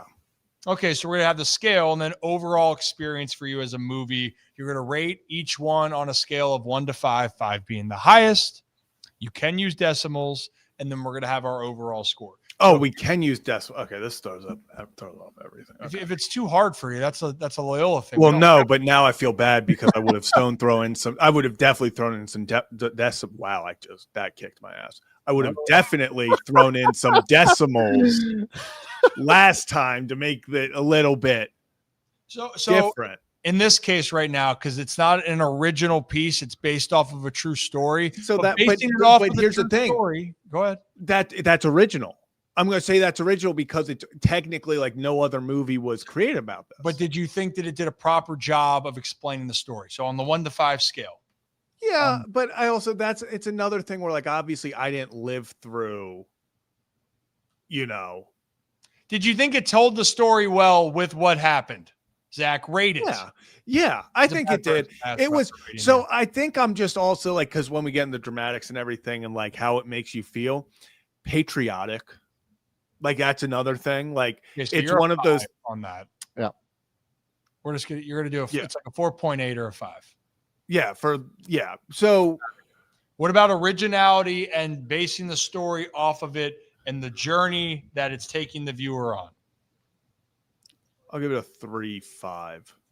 Okay. Okay. It was. I think that's fair. It was good. Once again, I feel like I would have had it better if I lived through it. Like, if we, other things. But I'll give it a 3.5 for that. My day, Yeah, exactly. Like I feel like I could be like, it didn't go down like that. I don't have that kind of side to me in this aspect. For drama and everything, like a 4.6. I knew what was happening, and still the speech, just like it's chills. Yeah, it's incredible. So what would you overall rank the movie then? If you're going to put a 1 to 1 5 through 5 on the experience, everything, all into one. The story. I'm going to give it overall.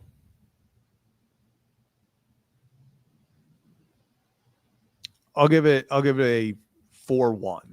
Okay. Give it a 4.1 overall. I liked it.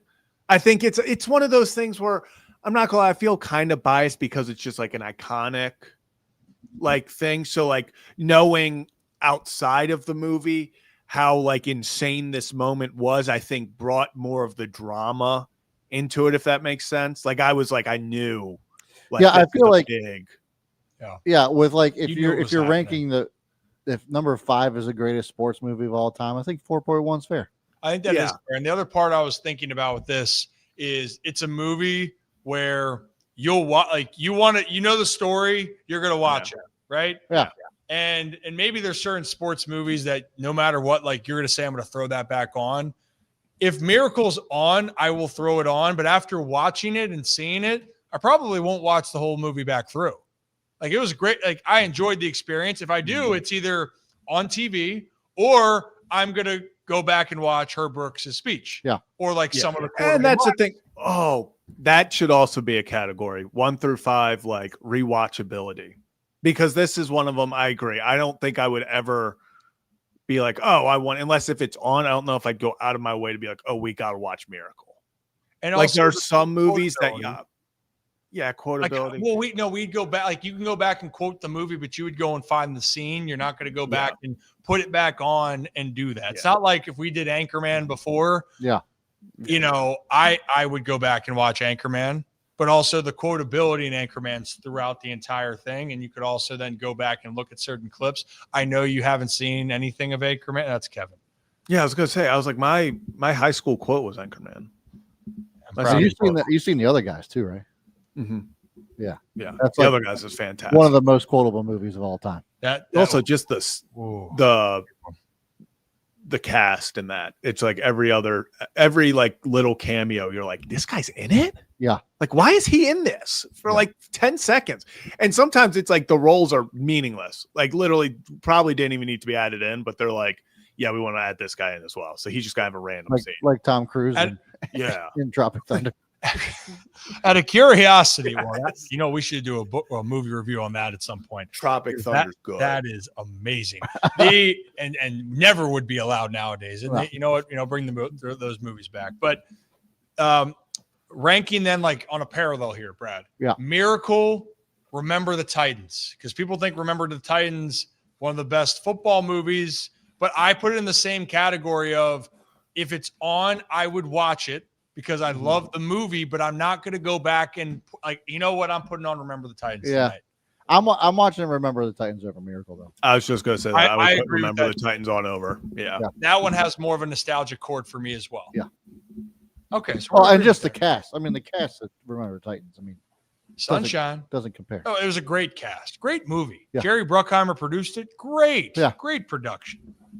Look at us. Look at us being a little bit, with it. I cannot wait until we review Tropic Thunder. But next week we'll be Wanderlust. Agreed? Okay. Yep. Wanderlust. Wanderlust. I'll put on my glasses for that. Oh, sugar. Well, we're getting close to the end of it. I did realize we have a game tonight. We do. And we need to make sure that, Zach, you stay. I already put my bets in on this game. Is it hot? Your ice cold. But why don't we see if you're going to get back on that horse tonight as we take a quick trip up to our friends at Hollywood Casino at Charlestown Races. Hey! West Virginia. Nice. Felt like we nailed that. So while we didn't get traveling. Yeah, didn't get Nico Collins last Thursday, but we're going back to All Reliable. And actually, funny enough, it's the exact bet that we hit for our first Bolly's Bet College Football edition. I have an idea. Christian McCaffrey. Yeah. Oh, yeah. We're on CMC over 47.5 receiving yards. When you see a running back have 47.5 receiving yards, there's their over-under. Every part of your body is like, you have to take the under for this. He's hit 40 plus in every single game. And this is a guy, dare I say, revenge game versus Carolina? Dare I say it? I mean, dare I say it? There, I said it. I just think this is a game where CMC goes off. I just feel like this is a game where CMC goes off. Get that man in space and watch him do work. He's one of my favorite players to watch, because you only get to every other year, because the football gods know that if you let him go healthy every year, there would be no records left. So they have to humble him every other year and just be like, hey, sit this one out. Yeah, that's just how the cookie crumbles there. I need a little Monday Night Miracle. I need Tet and Matt Gay, I believe, is going to get elevated from the practice squad to kick for the 49ers. Mm-hmm. I need them to combine for 33.5 half PPR points, because I had $2 going last night. White and Igbuka. It didn't turn out well. You know, I went against Devontae Adams. That felt good. Yeah. Brad, what are you cooking tonight? You said you got a couple. Yeah. So I got Christian McCaffrey scored 2 touchdowns. Well, you know what? Like that. Hold on, let me pull this up. So I got Christian McCaffrey scoring 2 touchdowns. That was plus 145, which actually, isn't all that crazy. So I mean, not bad. But then I did go crazy. Decided that there was a weird promo they had going on here. So 3 of the 4 have to score a touchdown out of George Kittle, McMillan, McCaffrey, and Rico Dowdle. Ooh. So 3 out of the 4 score touchdowns. $4 makes me 50. So what's the odds on that? Plus 1150. I know, like you're not supposed to take the ones that they do because it always is like. But that worked out for me yesterday. I know it sounds good, and I mean, I need Ted badly. I would like. Could you? Someone say that the Ted's going to get 2 touchdowns tonight? I also bet the over in points for the game. Yeah, 49. Oh yeah, I could see that. I really need Ted to do his thing. I hope Ted does well.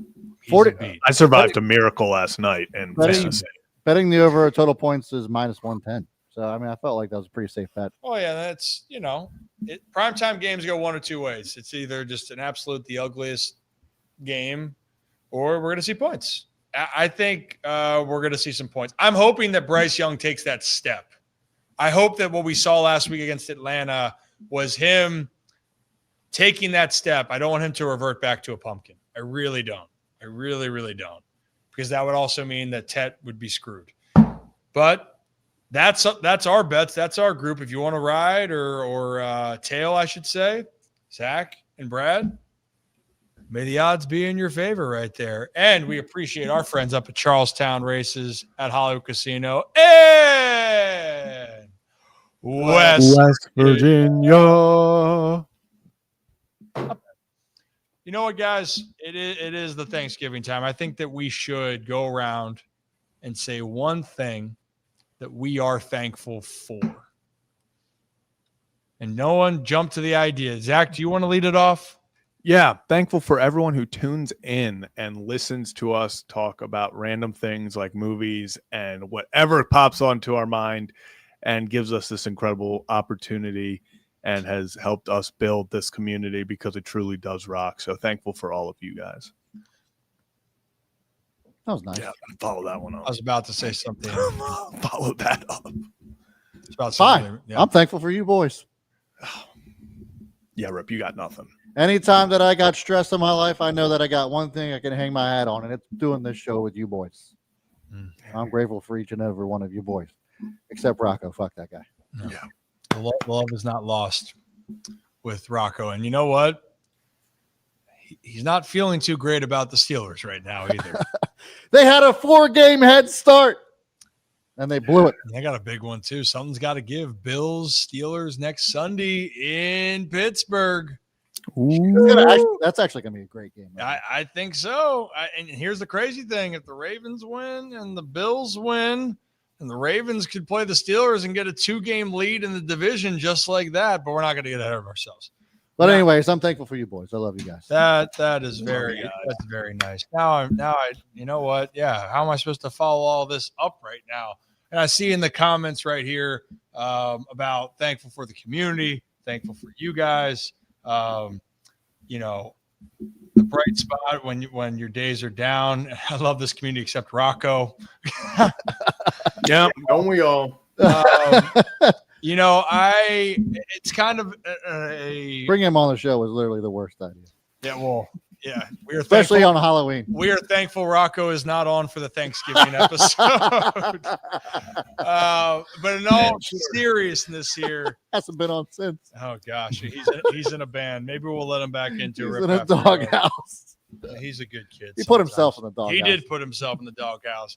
I would like to say this. You know, when you're going through a lot, you know that there's going to be the good times, and we wish that the good times would last longer, but they usually don't. And typically the rest of your life, you have moments that are going through in the mud or just times are kind of just really crappy, right? All of the above. But it's good to have a support system. It's good to have people that are going to be there for you. And it's also creating a space and a place that you can feel comfortable. So to the tune of what both of you have said, you know, I'm really thankful for the inner circle I have in my life, my friends, my family, and the ones that have seen me at my worst and have helped me get to my best.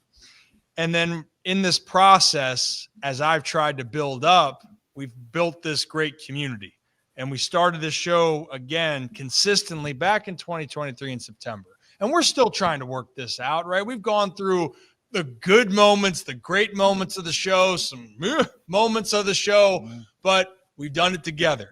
And again, it's because of the support of our community to help through, and you guys have been with us through thick and thin, and we're so grateful for that. And we have bigger goals here at the Ryan Ripken Show with the Ryan Ripken Media Group, but it all is because of you all. If you guys don't give that support, this doesn't happen. And so that keeps us going as we continue on. So I appreciate all of you, and I cannot wait to see what 2026 is going to have in store. And it's always good to reflect that someone also find those people if you're struggling, lean in on them, and you guys can all reap the benefits when things are turning on the right foot. So thank you guys. Thank you all. Love you all. Appreciate you all. And can't wait to see what's going to happen here moving forward. Am I missing anything? Yep. What am I missing? I got to pull out. Oh, is that where I'm seeing sauerkraut going? Yeah. What do we got on this poll? The worst Thanksgiving food. If there was one Thanksgiving dish that you could eliminate from Thanksgiving forever, what would it be? And my options are, you could come up with your own, fellas. Yeah. Canned cranberry sauce, sauerkraut, turkey. Some people hate turkey. Yeah. And green bean casserole. So far, sauerkraut's taking the lead at 55. Yeah, sauerkraut for me. Don't eat that. Yeah, I don't. So, you know what? Sauerkraut was one of those foods as a kid I absolutely hated. I don't mind it now. Of those options that you gave, though, I would probably go canned cranberry sauce, because if it's in the can, I don't always like it in the can, Brad. I would rather it, not in the can. It's offensive.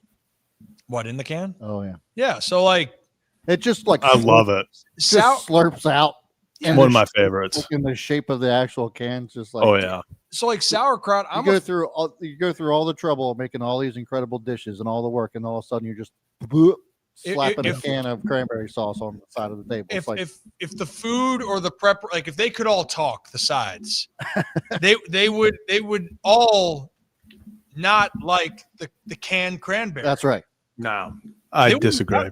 Canned cranberry is good. I love that stuff. I'm not saying it's not good. I'm just saying, of all of the options, I don't want it in the can. It's been through the most. It's been forgotten about. What are you talking about? I feel like that's the guy that they're all like, yo, he's had a rough one. Yeah. Sauerkraut just showed up. Think it's better than everyone. Sauerkraut. He's never been to the kids' table once. Listen, I don't eat a hot dog without sauerkraut on it. Yeah, you know what? Sauerkraut doesn't deserve this slander. It does not. I'll sit here. Came at cranberry, so now here I am. You love it in the can. We understand. Throw a little sausage in the sauerkraut. Ooh, good shit. So and that was an acquired taste for me. Pickles and sauerkraut were two of those foods, and it might be because of my wife that she just loves pickles and she loves sauerkraut. Yeah. See, you need a good acid to break everything up. I'm with Mind Body Light here. It's a good mixture. Yeah, it's a good mixture there. But we can write it. Zach, who likes it in the can? Zach likes it in the can. Give me that every year. Next day too on a Thanksgiving sandwich. I'm putting two circles of that canned cranberry on it. 2 circles. 2 circles. You want to tell people? You want to look into the camera and tell people, "Hi, I'm Zach Bollinger, and I like it in the can." No, we're not going to do that. But canned cranberry, hell yeah, baby. Banana bread at work, hell yeah. Come on. Canned cranberry in this economy. I can't wait for Thanksgiving. It's going to be great. Nobody voted turkey, by the way. Well, I know that there are a few people that just don't like turkey at all. I am not one of those people. I love turkey. I love turkey. I love a little mashed potato, a little gravy on the potatoes and the turkey. For me, it's the leftover turkey that I take and then make into a sandwich. Little slap a little butter and salt and pepper. Yeah. That's the favorite. That's my favorite part about Thanksgiving is the aftermath. The leftovers are so peak. Oh yeah. I can't wait for the Ravens to win on Thursday night. I'm knocking on hope, please win. And next day, it's just like a celebration. I might celebrate later that night and have some more Thanksgiving food. Yeah. It's like, you know what? I'm hungry.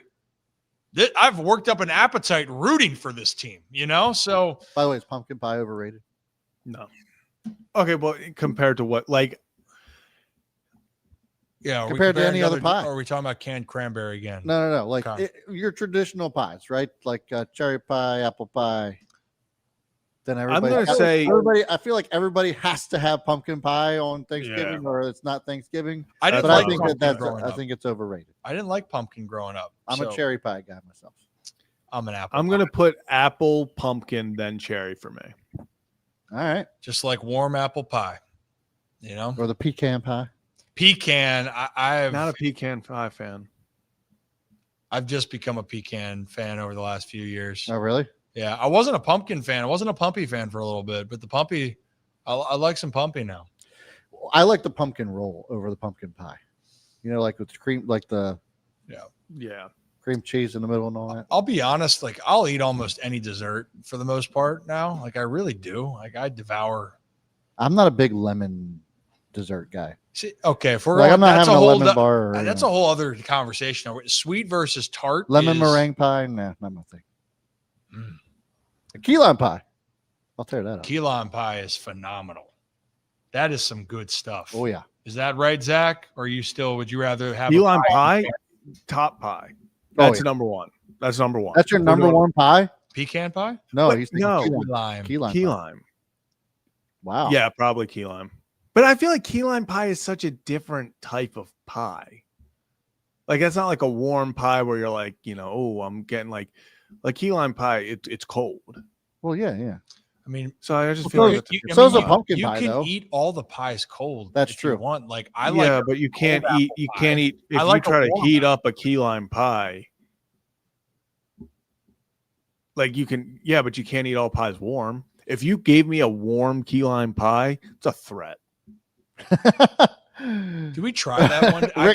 Rick says trying to convert me. I said I would like it like homemade pumpkin pie. You know what I'm in? This feels like other guy's moment, but I'm. Yep. You come over here and try my wife's pumpkin pie. Mm-hmm. You're a lucky dog. Shaved. Zach, you might think because of the beard. Gosh, that is up there right there. Shaved. If Rick's wife's name's Sheila, I'm gonna pee my pants. Or Christina. Christina. Either one. Oh yeah. Christina. Sorry. You come back here and make love to my wife. What a movie. Other guys, Austin Powers. Oh, I cannot wait for when we have the review, Zach, on Austin Powers. And we're going to go through, we're going to do Let Me Put My Poems in You, and it's going to be the Austin Powers Daddy Wasn't There, the song. Oh, it's phenomenal. Do you know that one? It's almost as good. It's Scotty Doesn't Know and Daddy Wasn't There are the two songs that didn't even go that hard. Scotty Doesn't Know with Matt Damon. Scotty Doesn't Know. That Fiona and me doing in my bed every Sunday. That's what I'm talking. No. She tells him he's in church, but he doesn't go. So Scotty she's doesn't on her know. knees, and Scotty doesn't know. No. I know. Scotty doesn't know. Scotty doesn't know. Yeah, I know the song. And so those are the two. Euro Trip was phenomenal. It was. Might need to have best songs in movies that weren't supposed to be songs. Yeah, like that's why Austin Powers and in Euro Trip, Scotty Doesn't Know. Like those are two. Scotty doesn't bangers. know. Whoa. Don't tell Scotty. Scotty doesn't know. Scotty doesn't know. Oh, sugar. Well, we will do a show tomorrow, by the way. Just not in this big studio. So we will do a show tomorrow before we get ready for the holidays. Am I missing anything else besides I got to shout out Merritt Clubs behind us one more time? To the window, to the wall for 2025. I don't know why I did the window to the wall. I don't know where you were going with that either. I was going with it. Little John going to be at the halftime show Thanksgiving. Maybe that's where I'm thinking of. I also saw something saying with the 6'7", where it was like some Instagram video where it's like my friend's kid saying, "Do you know what 6'7" means?" And then the response is, "Do you know what 369 means?" And I laughed and I'm like, "To the window!" Damn, she fine. To the wall. But anyway, Merritt Clubs for the rest of the year until November 30th, by the way, you can join for just $20.25. Get it? $20.25. Merritt Clubs has been a huge partner of us. They've been great. They want to help you on your wellness journey. And we are very thankful for everything they have done with us and excited for our partnership with them in the future. How do you spell 2025, Zach? MERRITT. So, go ahead. I could use the pool for $20.25. You could. I could go see Frank for $20.25. I believe so. I can use that full gymnasium for $20.25. Oh, your boy in that gymnasium, by the way, when I was wearing my Cole Haan. Oh, I think I got them on right now. Zach, you see these Cole Haans? See these puppies? Hey, now, your boy just went and dunked cold turkey. Doing it. Damn. Yeah. All right. For $20.25. Yeah. It's a pretty good deal. Yeah. They have another deal that's coming up too in December, but don't miss out on the one you have now. And don't miss out on thanking your loved ones around you. Appreciate you guys. Cue that music, Zach. Or Brad. Shame. Sorry. You don't like it in the camera. Yeah. As always here on the Ryan Ripken Show, we appreciate each and every one of you. Thank you to all of you. Have a day, have a night, but don't worry. We have another show tomorrow because we're the Ryan Ripken Show. We are live at 5 on YouTube, X, and Facebook. Oh, pants. That was perfect. Shoo.